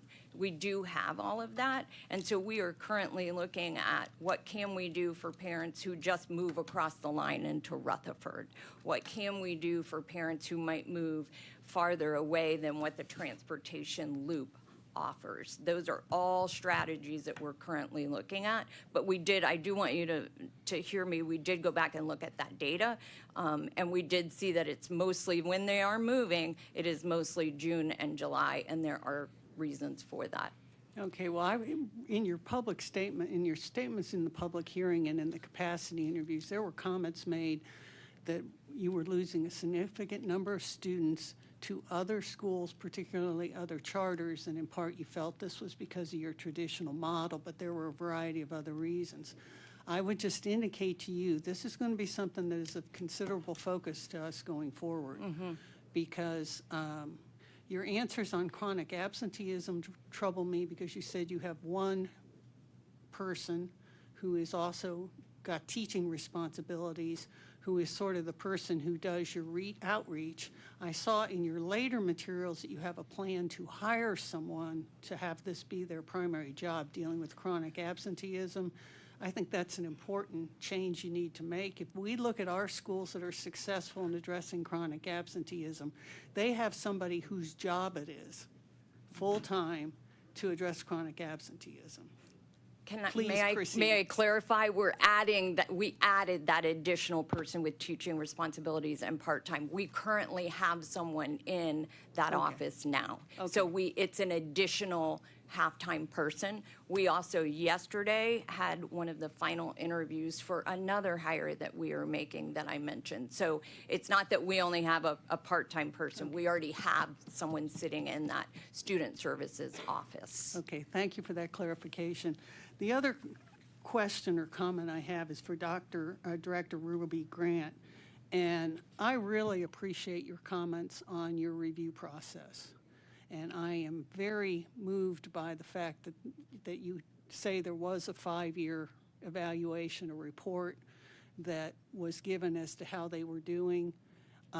They say they don't have it or couldn't find it. Of course, you're dealing relatively new to your position, and I have been impressed with the work that you have made on behalf of the Charter Office for MNPS.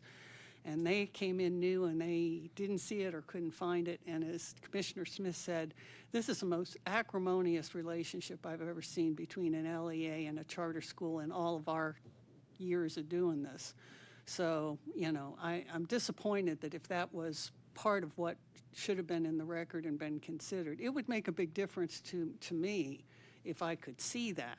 But that being said, as you move forward, please be sure that if you have a process and it is consistent and you are notifying people, that gets into the record.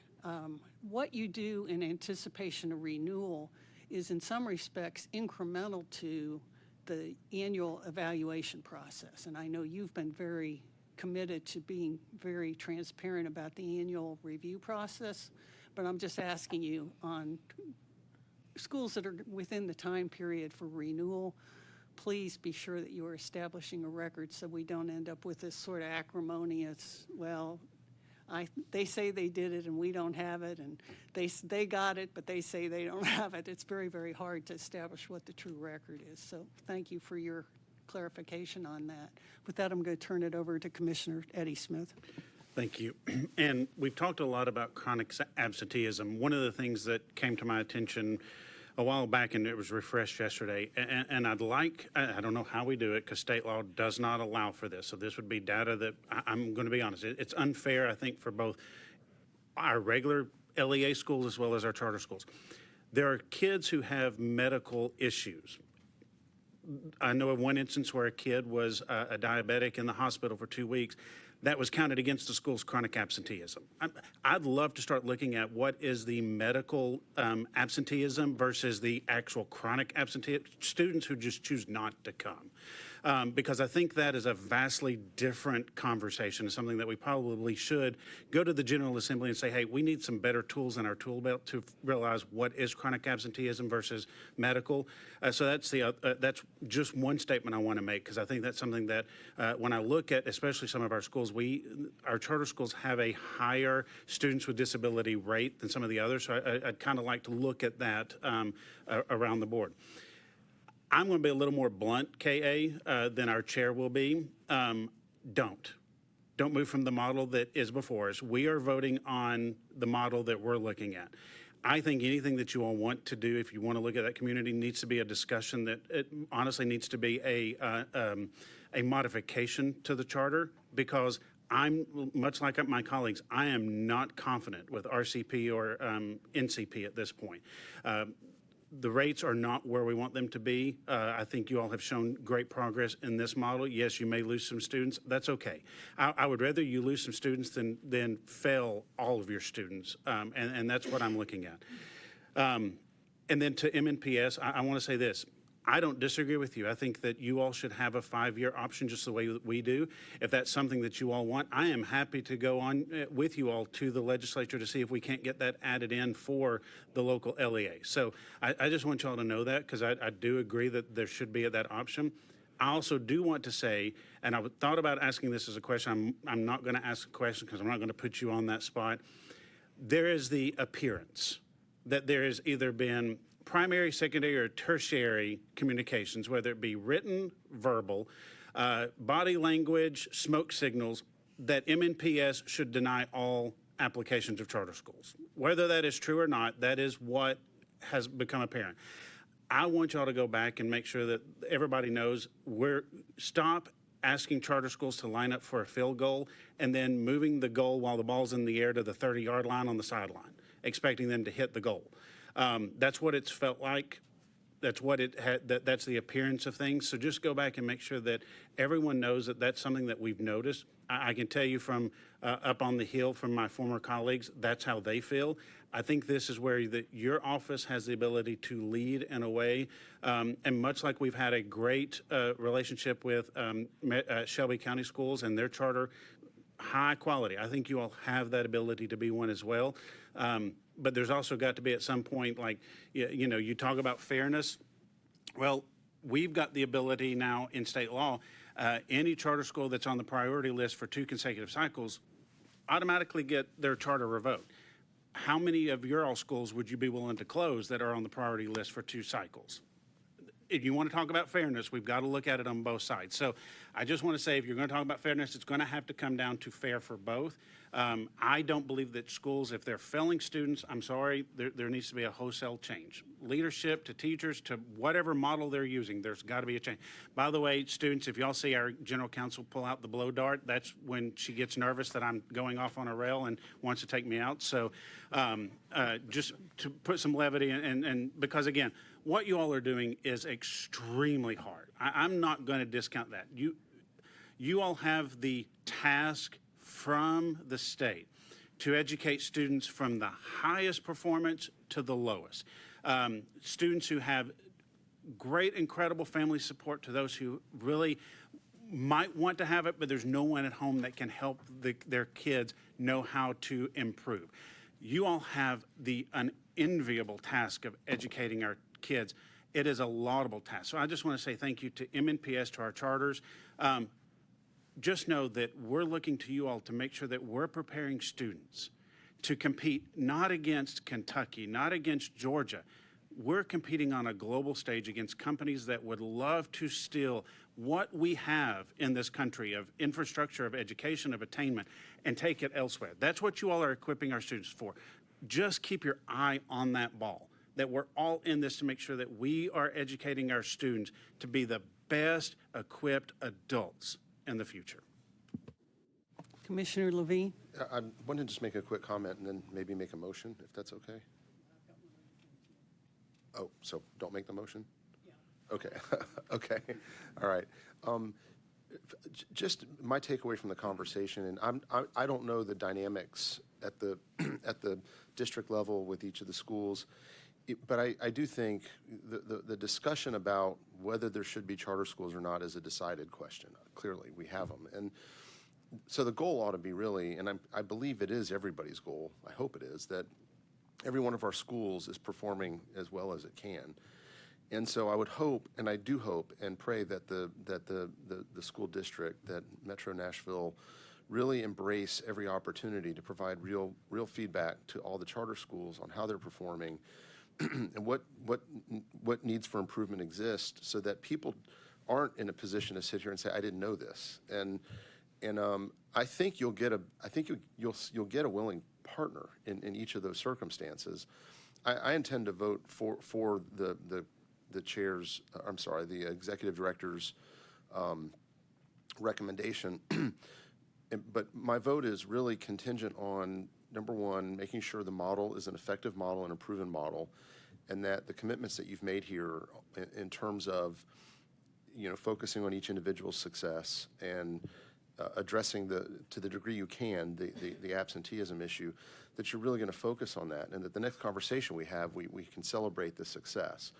Because the success ultimately is about these students, and it's not about the political dynamics or how we feel about school choice or charter schools. Ultimately, we don't need to let the students pay the price for that disagreement. So I would turn it back over to the chair, and I'm ready to vote anytime. Commissioner Carter? As we kind of bring things to a close, it struck me that at the end of the day, we can't go back and change the past. It is really critical that we talked about this issue of collaborating and working together, even with NMPS. It's just essential. This is not about us. It's about the scholars. Too often we get hung up in numbers, data, personality challenges. And we have to continue to remind ourselves, keep at the top of our frontal lobe, it's about the scholars and what's best. And there's, particularly with people who are in business, we got to be careful, because we don't have quarter after quarter after quarter growth or year after year growth in terms of double digits. You're going to have some years, in fact, again, where you don't make any money. You're going to have some years where, again, school doesn't perform. At the end of the day, it's past in terms of a lot of the challenges that you face. And again, your record speaks for itself in terms of maybe the last couple of years of performance. But it is really, really critical. And again, as we move to a close and our chair begins to look at asking for our view on, again, yay or nay in terms of moving forward with granting you the recommendation from our executive director, that issue of monitoring to make sure that we're communicating as to, again, our degree of progress is just so important. I know I'm being redundant, but it is. And can't wait for a month. It really needs to be an ongoing dialogue, conversation that we're having in terms of, again, how do we improve absenteeism? How do we improve, again, the issue of retention? And again, we're here to help. We're here to be supportive. But we're watching you, and Dr. White, and looking at you too. At the end of the day, it starts and stops with you. And so you make that decision in terms of who's going to be in your building, but take in terms of leadership. Leadership's everything. Thanks, Madam Chair. Commissioner Lamon? This is just a comment regarding the growth plan for the school. just a sort of simple math, over a 5-year period, it seems around a 15% growth in students per year. My suggestion would be, that it's okay for that growth to happen in the latter years. One of the risks, my sense would be to focus too much on recruitment and growth and not on, are you really doing a great job satisfying the families and the students who are in the school today? And I think an important test would be, as you ask where new students and families are coming, if they're coming because the school was recommended by existing students and families. And if the growth is happening organically like that, one, you're likely to be more successful in the school because the focus will be on the students and the families you have today. And I do think there's a real risk in growing too fast if you don't have that in place. Okay, I've got one thing I just want to note for the record, because this record is voluminous. There are lots of details and facts, but I do want to note that at the same board meeting where this renewal was denied, the MNPS board did approve a renewal on another charter school. So I don't want, people to think that maybe you're on some kind of a mandate. I do think that Commissioner Smith's remarks about us sometimes being put in a position that it's a little suspicious is warranted. I'm going to turn it over to you to say what you want to say. Thank you so much for acknowledging that. And I do, in response to Commissioner Smith, and the perception of MNPS, I do want to give our board chair of MNPS an opportunity to just make a statement on how we view education as a whole in the district in response to what the perception is for our district. So, Chair. Okay, well, I'm going to limit this to 2 minutes because we're trying to move this along, and we should really only have one person if we can. I'm sorry, we're running up on top of the deadline, and we still haven't had our discussion, although we've gotten into it. This is all the question part. Oh, okay. Hello, my name is Frida Player. I'm chair of the MNP School Board.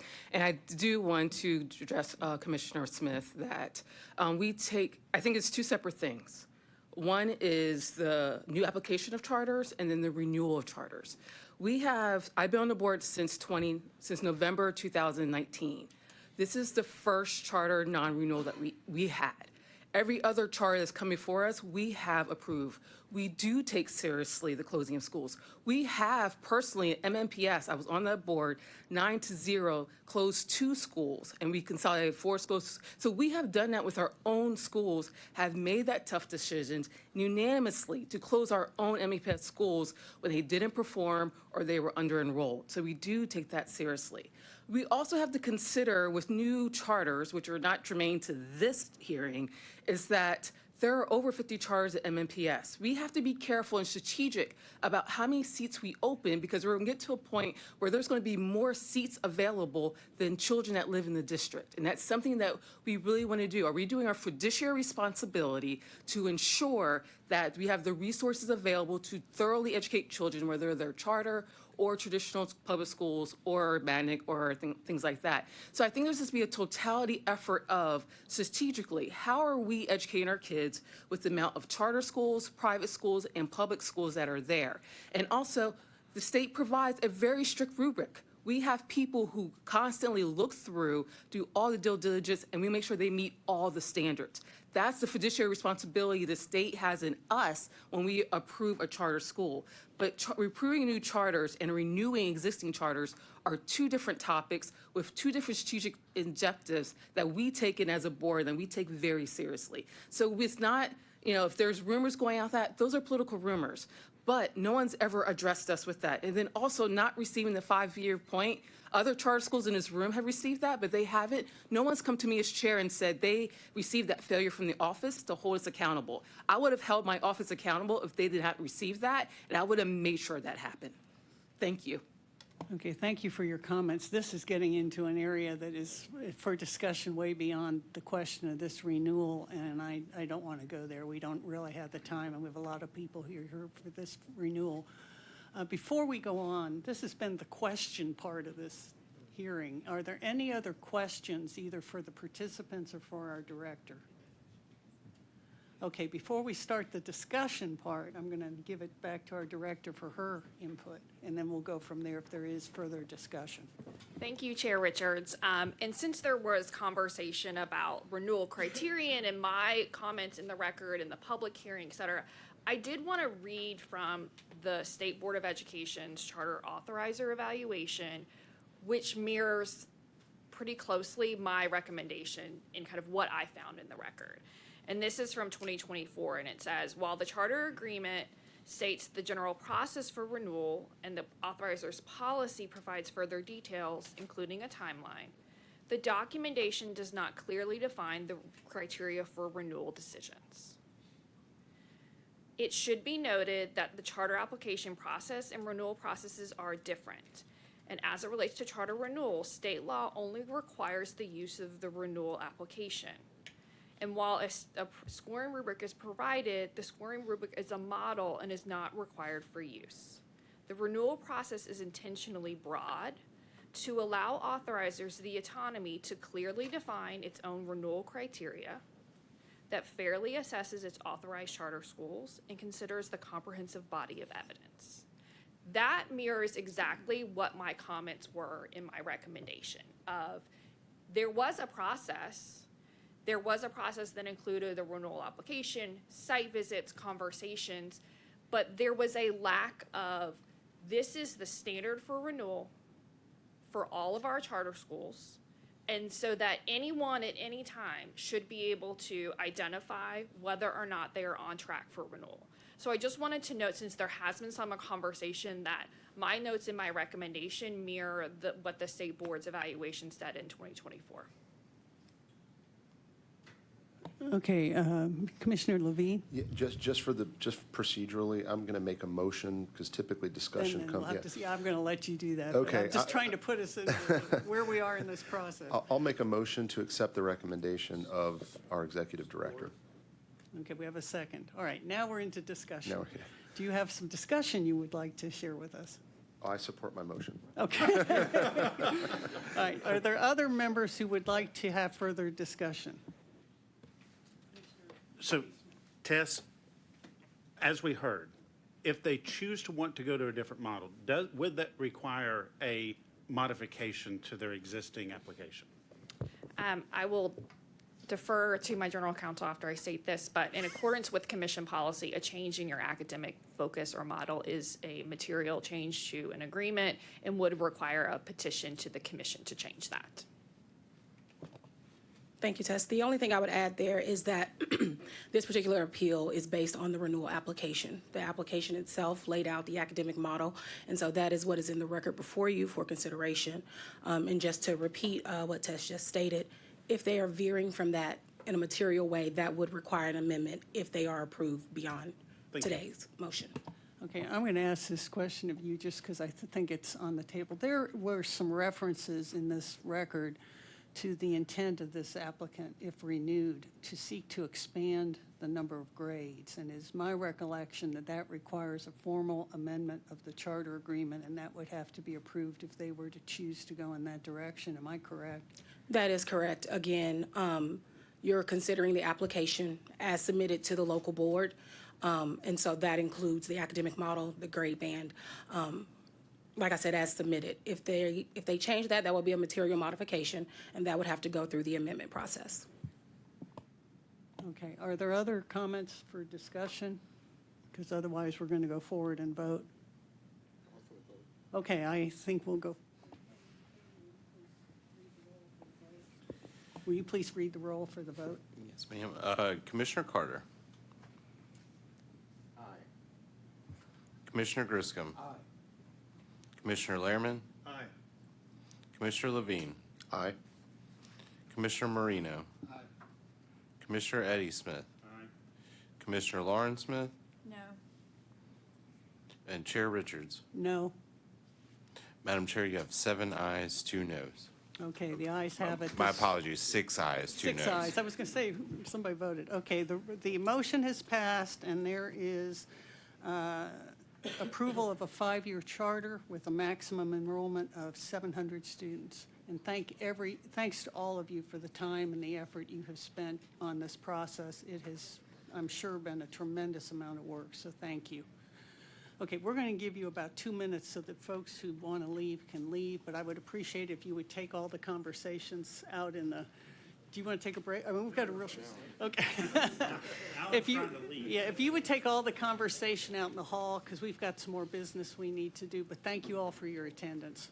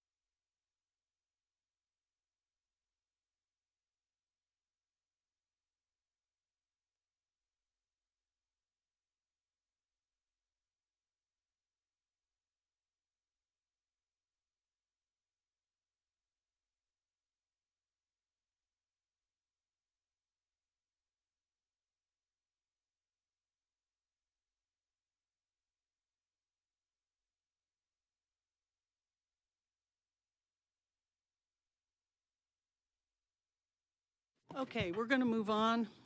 The next item on our agenda are charter agreements requiring approval for the Rock Academy, Jackson Museum School, and Rocket Ship Tennessee number 4. I'd like to recognize General Counsel Ashley Thomas to present these agreements. Thank you, Chair Richards. Following our October 2025 commission meeting, where 3 schools were approved, we engaged in charter agreement negotiations. We have reached final terms on all 3 agreements. And just to briefly, for the sake of the record, for the Rock Academy, this would be the commission's first opportunity public charter school. They were approved for 340 students serving grades 9 through 12 in Davidson County. There was Jackson Museum School. They were approved with a maximum enrollment of 700 students serving grades K through 6 in the Madison County. And then finally, Rocket Ship TN4, that would be in Rutherford County for a maximum enrollment of 576 students serving grades K through 5. The only thing to note on Rocket Ship is that they have notified Commission Office on January 6th that they are exercising their 1-year right to delay in accordance with statute. I can answer any questions about any of the charter agreements, but I will return to the chair. Commissioner Griscom? So when they ask, you exercise that option, they do understand that there's another trigger point if you keep it good. I just want to make Yes. sure that they are aware that we made sure that you couldn't have that extended delay time and time again. So while they ask for that they fully are aware from a commission standpoint, don't come back again. Yeah, Thank you. yes, Commissioner Griscom. As I stated, they exercise their statutory right to delay. But as you are referencing, we do have in policy that any delay beyond that will require, it's a much more rigorous process to appear before the commission and explain that, but they are aware of that. Okay, are there any other questions or comments?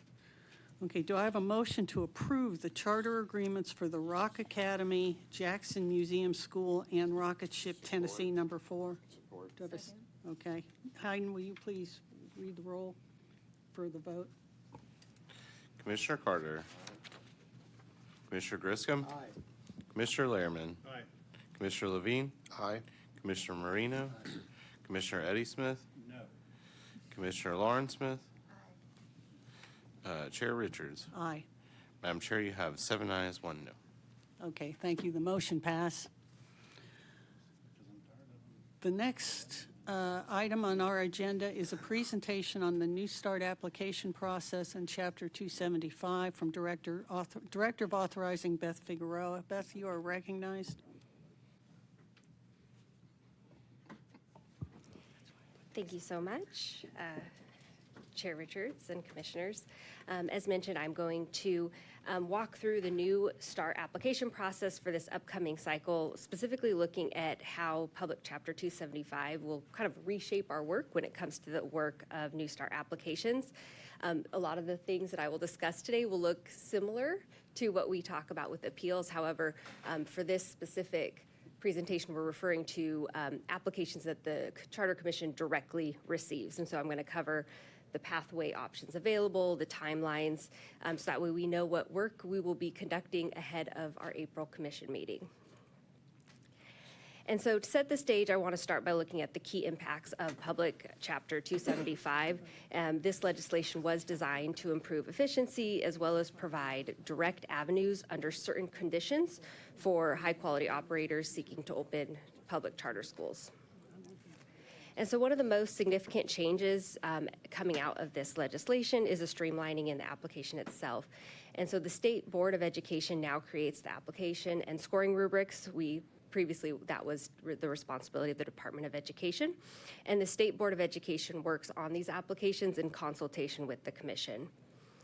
As we will discuss in future slides, and you'll see specifically the letters of intent, all letters of intent are now filed directly with the Commission. And so I do want to note here that while we serve as kind of the central the hub for receiving letters of intent, we post them on our website for full transparency for any individual to see which letters of intent have been filed. It is important to note that the Commission really is just the recipient of those. We post them, but we don't provide any sort of assistance to individuals about how to complete the form. We simply are acting in the capacity of tracking the letters of intent. Local education agencies are also responsible for notifying us of all application decisions as well as the resolutions. So looking now at the direct application pathways, Public Chapter 275 introduced the direct application pathway, which does allow certain sponsors to apply directly to the Commission. And so when we look at higher education institutions, they can now sponsor, though not authorized, charter schools. They can choose to apply either to the local LEA, which we do have some that are currently, we've received letters of intent for, or they may apply directly to the Charter Commission. There's also a provision for when the Commission overturns an LEA decision, an LEA's denial 3 times in 3 years. And so in that instance, if the Commission overturns 3 decisions by an LEA in a 3 consecutive year period, then sponsors may apply directly to the Commission for a 5-year period. While this specific pathway does not apply for the 2026 cycle because the timeline only began in July of 2025. It is an important mechanism that we are tracking for potential future within specific geographic boundaries. There's also now a dedicated pathway for replication applications. So this is specifically for models that want to replicate their existing academic focus. So to be eligible, a sponsor must have at least 1 school open for more than a year and must be looking to open, this has come up as questions a lot, they need to be looking to open in the same geographic LEA where they currently operate. So a school, for example, in Memphis cannot go through this pathway to replicate in, say, Knoxville. They need to be within the same geographic LEA. This does ensure the operators with a track record of success can grow more efficiently within their communities because this application is specifically streamlined and more efficient for those applicants. As we will see on the next slide, the Commission has received 1 direct application letter of intent, and it is through this replication pathway. And so when we look at statewide, the letters of intent that have been received, this lists the different authorizers throughout the state, as well as the application type. And so Metro Nashville, as well as Memphis-Shelby County, continue to be one of the as far as the volume, they are receiving continually the highest volume, but we will be tracking these. I think also Chair Richards, in yesterday's presentation of the Opportunity Public Charter School Framework, we were discussing the uptick that we are likely seeing in Opportunity Public Charter School applications, and this is seen directly on this slide with, we have 5 Opportunity Public Charter School applications coming through Memphis-Shelby County schools. And so again, this recap just gives us a clear view of the workload as well as the geographic spread of new potential schools.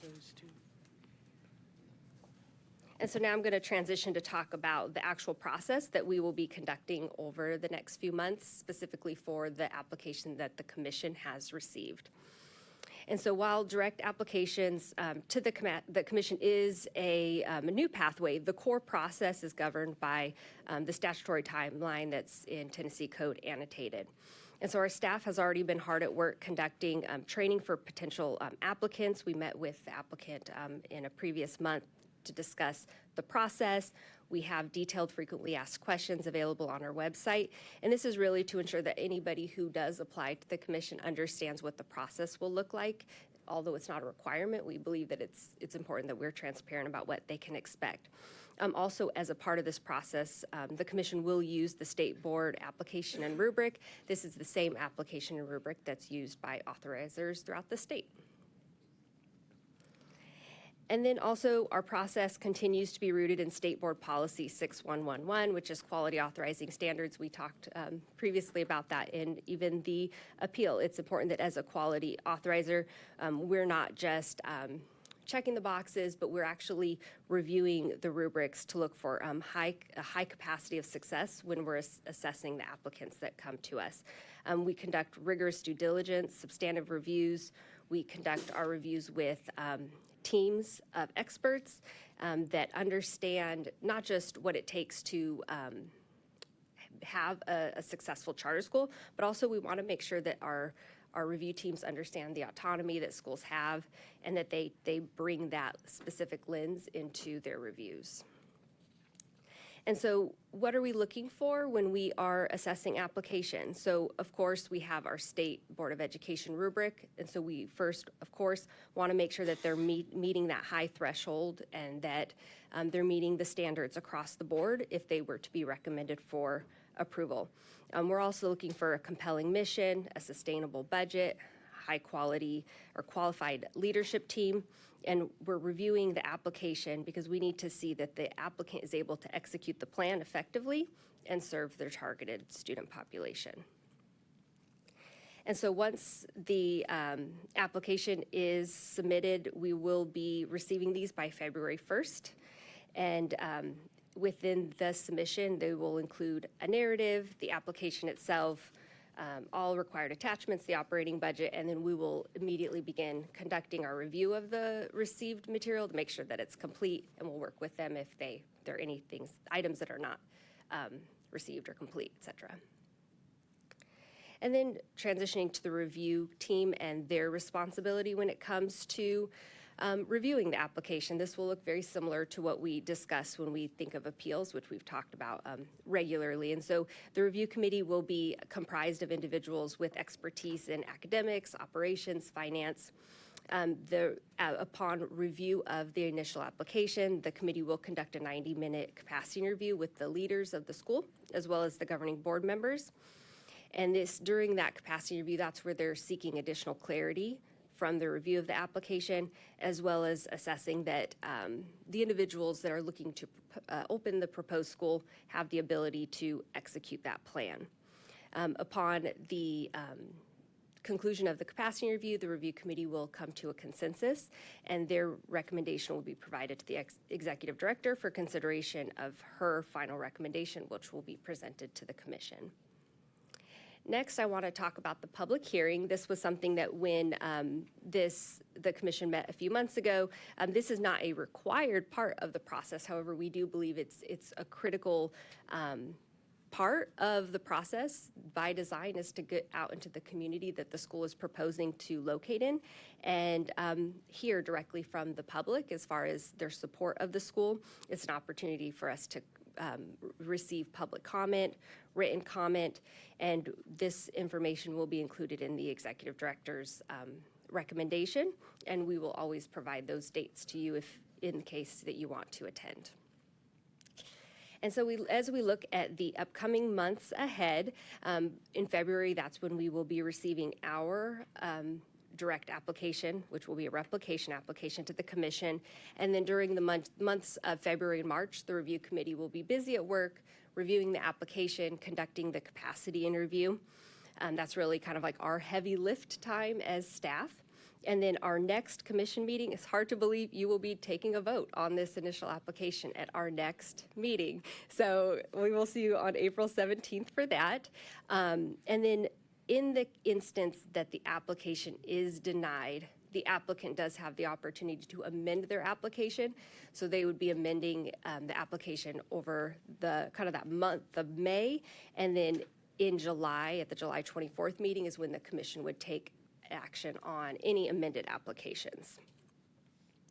So as you prepare for the April 17th meeting, which hard to believe it will probably be here before you know it, ahead of the meeting you will receive a packet of all materials. Similar to appeals, we encourage you to start with the executive director's recommendation because that will synthesize her assessment of the application. It will include and synthesize the capacity interview, the public hearing, as well as her narrative. And we will also provide you with recordings of the public hearing as well as the capacity interview. Guiding questions for during your review. So as you review, you are wanting to assess, like, is the academic program ready for day one? Does the governance structure provide strong enough oversight of the school? So here's just a long list of items. And then I think in the case of a replication, you're also looking at the capacity to replicate and the preparedness to open. And then just the last slide here is kind of, again, looking at what would happen in the instance of a denial. And so if the commission were to deny an initial application, it's not the end of the road for our schools. We would be required to provide objective reasons for denial to the applicant. That gives them the opportunity over the next 30 days to update their initial application. They would then submit an amended application to us and where they would address any gaps or deficiencies that were noted in the initial application process. And then we would take that recommendation back to you for consideration in July. It is important to note here that the July decision is final, and so applicants that do come directly to the commission they don't have appeal rights. And so it is really the end of the road for those applicants under a direct pathway option. And with that, I'm happy to take any questions. Okay, Commissioner Griscom, I think you have a question. Yeah, thank you. So I think one of the lessons we learned from the KA discussion, so that we are setting, as we typically do tests, a great example is here is the process going forward for type of reviews we'll do after, if we got a school now that we've approved and all the things we learned to make sure that that documentation is there. I pulled this out because having just learned the appeal process, this is starting all over again, Eddie. We're starting again. And because now I want to make sure of understanding, I'm going to spend more time looking at this, exactly the different type of review that we're doing compared to when we're doing an appeal. So I may have some other questions I would ask for some further clarification because it really is a mind shift from what we're looking at and the evaluation we're doing from what we have done up to now. So, and if you've got any other great comments, suggestions, things you can share, Beth, I'd love to have them just to sort of be able to so here's the left side of the brain, here's the right side, okay? Very much concur, Commissioner Griscom, and I want to note that we at the staff level have already thought about, okay, well, how does my recommendation, does that look a little bit different? Because we're not going to have the opposing party in the same way. And, the review committee report, like this, we have a fresh bite at the apple. And I want also commissioners to understand that I wouldn't say it's relatively normal for an initial application to be denied, but also there's a reason there's an amendment process, is that if we see deficiencies, we can give schools quality feedback that then can be addressed on the amendment so that we're setting everyone up for success. And I think the last thing I would just note is, like, we at the staff level are really committed to running this first process and taking a step back and say, okay, our first go round, what did we like? What do we want to change? What do we want to do differently? So I look forward to hearing from you all as commissioners after we run this first New Start process, that we're able to step back and you all give us feedback as we continue to refine this process, and really make sure it's high quality and really setting a standard that we hope that others can look to as well. And so, Chris, so for all the other commissioners, I wanted to ask the question because I'm one of the older people here, so it is an age issue, okay? Just so y'all can hide behind that. You are the oldest person. Commissioner Eddie Smith. I have a question for our wonderful general counsel. In this new process, let's assume for a second that we approve one of these. Do they have the 1-year delay? And you know where I'm going. They do have that option if they are approved to exercise a 1-year delay in statute. I think that our Rules Committee should really look at that. And again, for the ones that are directly coming to us, from the standpoint, and the reason why I voted no a minute ago is, and I said this a year ago, and Tess and Ashley started laughing because they knew that my no was because I believe if you're going to come to us and you say you're ready to open. These delays are frustrating because you're making the argument, we're ready to go, and then you're not ready to go. So it's almost a bait and switch. So that's why I'm asking the question, because if they're coming directly to us, replication, all this other stuff, are they ready to open if approved? No more delays. So that's where my no vote a second ago came from. It had nothing to do with the other merits of the waivers. It's really just, I said I was going to, I'm holding to what I said I was going to do. So just know that's where I'm at and where I'll be. Okay, Commissioner Lauren Smith. I just have to respectfully disagree with my colleague. Now, about a year ago, asked the question on the timeline of, for those who are coming as an appeal, as someone who helped start a charter school in Nashville about 10 years ago, that's a really tight timeline for facilities. If they're coming to us on an appeal, I've always been worried about that timeline, because to get your facility, to get students, to get teachers, I would rather them delay a year if they're not ready, because if you don't start out strong that first year, it's really hard to recover. So I just wanted to say that on the record. Hopefully with coming directly to us, it's a different timeline. So I would hope that they don't need to delay a year. But I've always been concerned about the appeals timeline. It's just very tight for a school to get ready to open in the fall. So I just want to. And my question on our staff, on us to look at that, was on the direct application to us, not on that. Again, when it comes on appeal, like the ones that we approved, they all stated that they were going to be ready. Now they're exercising. So that's where my frustration comes in, is that they're telling us one thing and then doing something different. If they know that they're not going to be ready based on appeal, most of them will say, we think we're going to need to delay a year. Okay, I'll be okay with that. But don't say we're going to be ready, and then we're not. That's where my frustration is coming in. I think, excuse me, I think the only thing I would add to this particular part of the conversation is, with a direct application, we have a little bit more latitude of like what we can ask and explore, because we're building the record, right? So if that is something that this commission really wants us to dig into, we can do that. Well, and if you look at this timeline, they will have a decision, and if we say yes, in July, and they would be moving forward to start a year, the following year, not going through a whole appeal process. I still think we ought to look at this, but this timeline to me looks a little bit more likely to succeed.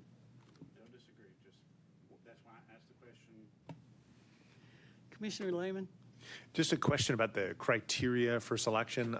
I'm unclear whether that's equal weighted or whether we have flexibility. For example, you talk about school I think it's school leader, the qualified founding team and leadership.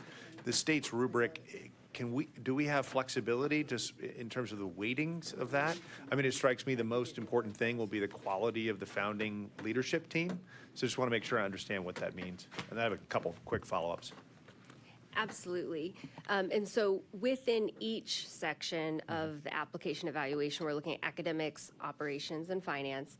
And so while there is not a built-in weight specifically assigned to, say, governing board in operations versus technology and kind of this like all other nursing services, all are important. But to your point, we know that the capacity of the governing board is absolutely paramount, as well as the school leader, if identified, is such a key part. And so I would say that because there is not assigned weights, we do, yes, have the professional discretion, and that's also where the expertise of the review committee comes in, because we know those like key critical items that are like, you can't succeed without that. And so during the review committee's assessment and evaluation of and assigning an overall does like organizational meet, there are certainly certain areas that are assigned more. And I would also add on to that to say, we know that there's some items that an applicant has to have in place day one, which would be things like your governing board, your leadership. While there are other pieces that, like a facility, they need a strong plan, but oftentimes they don't actually have a hard facility secured. And so all of those factors are taken into consideration. That's great. Another thing it mentions is a consensus rating. I think it would be useful to the commission, to the extent that there is differing opinions, for those to be brought forward. Sometimes when you build a consensus, you lose some really important insight that someone has. So I would just encourage that we not lose some, especially if there's someone who has an important dissent during that process, that it gets to the commission. Hopefully that's can be accommodated in the process. Yeah, I certainly appreciate that feedback. And I would say that, and maybe we could be more explicit about it, the way we do try to embed those currently in the recommendation reports is if, say, for example, an area meets standard, but there are concerns a lot of times in the review committee report, we do try to say, like, even though they meet overall, there are still concerns. And so we do try to honor all of the different voices of the committee, because to your point, sometimes there isn't full consensus. It might be 3 out of 2 or 3 out of 5. And so we can also work on making that more clear, as well as oftentimes we'll have matrix that we internally prepare that has the different evaluation across the board. Yeah, and then the last thing would just be, I think the commission having exposure directly to either the school board members or the potential school leader. I think it's a different when you're looking at a de novo application, especially when we're evaluating just the quality of leadership. I think that'll be interesting, whether that's that local hearing you're talking about, but that may not be convenient for a lot of us. What's the way in which we, especially when you're making an important call around just quality of the founding board and team, having some direct exposure, I think could be helpful. It goes to Chris, can I say? Yes, Commissioner So Griscom. This is a weed question, I'm sorry. So let's take where I live, Hamilton County. If somebody decides to come straight to us, is there a piece in here for us to understand why they did not stay within their LEA and chose to come to us? Is that an appropriate thing for us to know or to ask, to find out? Were there issues within that LEA that they decided they'd rather come to us as the body? I'm sorry, I'll stop here because I'm just certain this is interesting discussion, but it opens up a whole new set of questions you can tell in my mind. Thank you for that question. Number one, I think we can just ask that as a part of the conversation. Right. And I know that the state board has created an entire replication, application, and rubric that applicants will use for this new type of pathway. I don't think there is a specific question of why you chose the authorizer, but we'll just note that, number one, we'll ask in our review, and we'll just note that for the state board, that may be something they want to consider adding for updates to the application moving forward, is just a note of, why did you choose this pathway versus another? Well, because here's the reason for my question, because it may be that we don't think we could get approved in our home district, but we think the Charter Commission might do it. And that gets us very much into a political, and I'm not asking y'all to help us sort the political thing out, but I think there clearly are circumstances where somebody says, I'd rather come here because I think I'd rather gamble on the Charter Commission and roll the dice here than stay back home because I just don't think I don't think the situation, so I'm not asking you to solve it, it's just these are things that start coming to mind.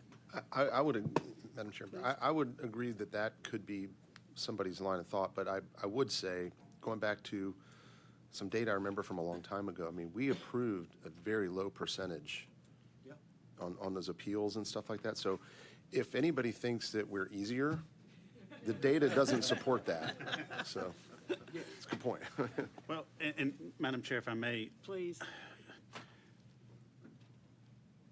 This is, again, I'm thinking through it. There's so many questions. So, I mean, because one of the things, and I know we can't have another meeting, what I think might be helpful as you all go through this, as we all walk through this, if we could put together, I hate to put more stuff, but almost like some lunch and learns where you all could record some stuff for us to be thinking through, because, you know, as I look at this, right now we've got one. One can be 400 and some odd pages worth of reading material. I just saw a list up there of 29 over the next year. I mean, do the math. That's like, it's going to start getting fuzzy to try and figure out how to look at all these different ones. I'm almost wondering if we couldn't have some cheat sheets to help us through this process of where we need to go to look of what each time, because it's to Tom's point, I mean, just help.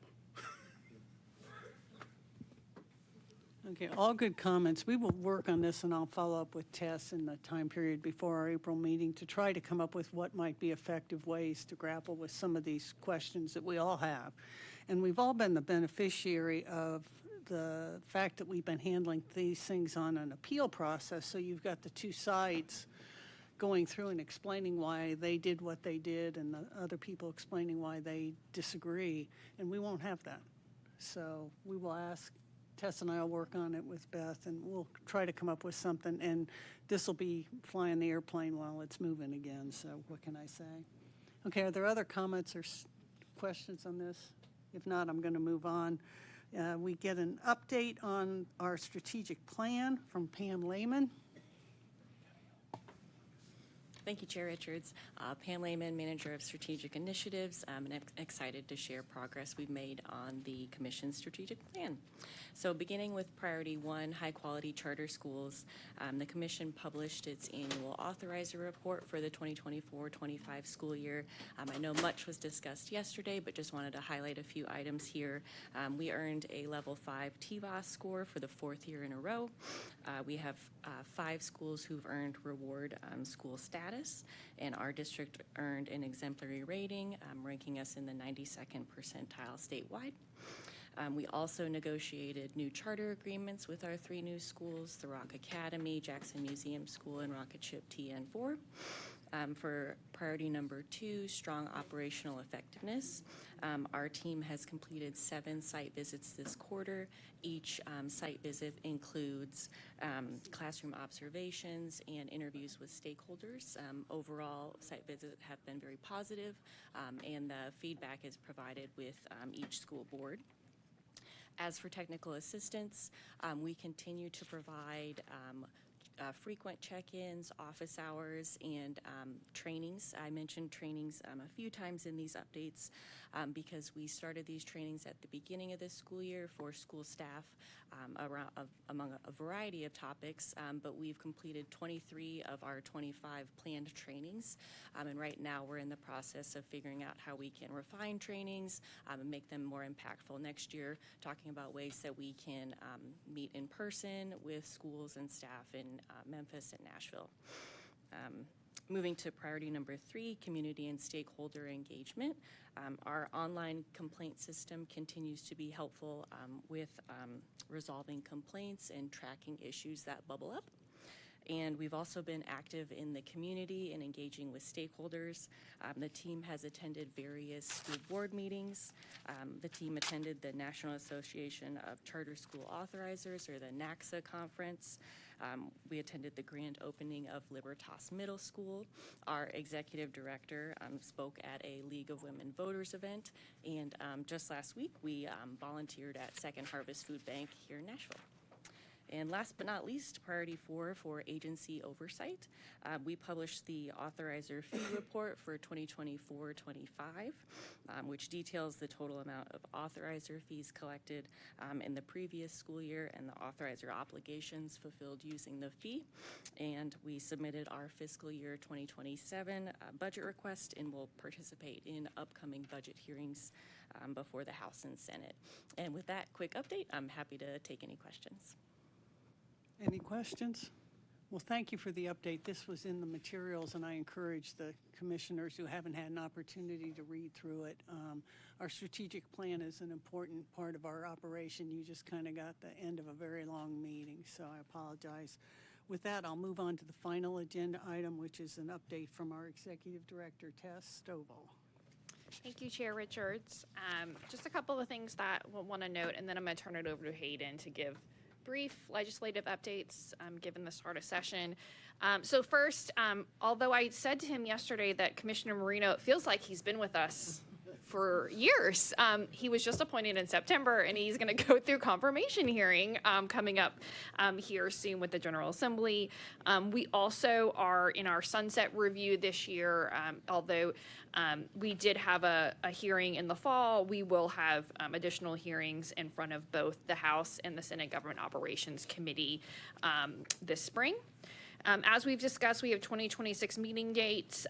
In the April one, we will discuss our replication application. We'll also have our general counsel do our annual training on open meetings and conflict of interest. Our July meeting will include policy updates from legislative session like we typically do, as well as start preparing for any New Start appeals. And then our October meeting, as always, will be the focus on New Start appeals. And I'm going to turn it over to Hayden to wrap us up to give any updates from the General Assembly. Thanks, Tess. I'll be very brief because I'm just going to touch on kind of the highlights of what's coming up between now and our April meeting in the General Assembly. So the bill filing deadline for the House is next week and February 2nd for the Senate. So I'm not going to dive a whole lot into legislation today, but once we get past those filing deadlines, we'll have a lot better idea of what we're looking at in terms of impacts to our schools, impacts to education overall for this session. The State of the State is currently scheduled for February 2nd, with the governor filing his budget text by February 9th. Our individual budget hearings with the Senate and House committees will be February 11th and 12th. As Tess mentioned, we're also up for sunset this year, so our sunset extension hearing has been set for February 4th in the Senate. We've been recommended for an additional 4-year extension, which is a year longer than they gave us last time around, so we'll be glad for that once we get through that. The House hasn't scheduled us yet, but I expect it'll be sometime later in February. We'll also be in front of the Government Operations Committee February 2nd for rule review to get final approval of the rules that will cover the replication process that Beth was just talking about. And then, as Tess also mentioned, Commissioner Marino will be up for confirmation. The governor's office is currently working with the legislative committees to schedule when those hearings will be, but we anticipate sometime later in February or early March at the latest. So those are kind of the highlights. Happy to take any questions, or once all these bills get filed, if something pops up that you have a question about, feel free to reach out. And I will just add, as we did last year, in my weekly updates, we'll include a blurb from Hayden about here's what's going on from the week. If you have any questions, or if you are curious about a bill, or if you get outreach from members of the General Assembly during the spring, reach out to Hayden, and we'll keep in close contact as things develop. And with that, I'll turn it back over to Chair Richards. Okay, thank you, Tess. I have asked Tess to look into the situation that arose with respect to Rutherford Collegiate Prep and the security issue that was reported in the media, and to give us feedback on that situation. I have concerns we weren't appropriately notified. So she's going to look into that. I was very unhappy to read about that in the media. So I'm sure others were, so I just wanted y'all to know we tied that off. And expect more on that subject. I just want to thank you all for all the time and effort that you and the staff have put into this effort for the items on today's agenda. Are there any final comments or questions? Seeing none, I'll just note that our next meeting is April 17th. And do we have a motion to adjourn? Yes, you do. And all in favor, say aye. Aye. Thank you all. I'm not even going to say opposed, no. Okay. We are adjourned.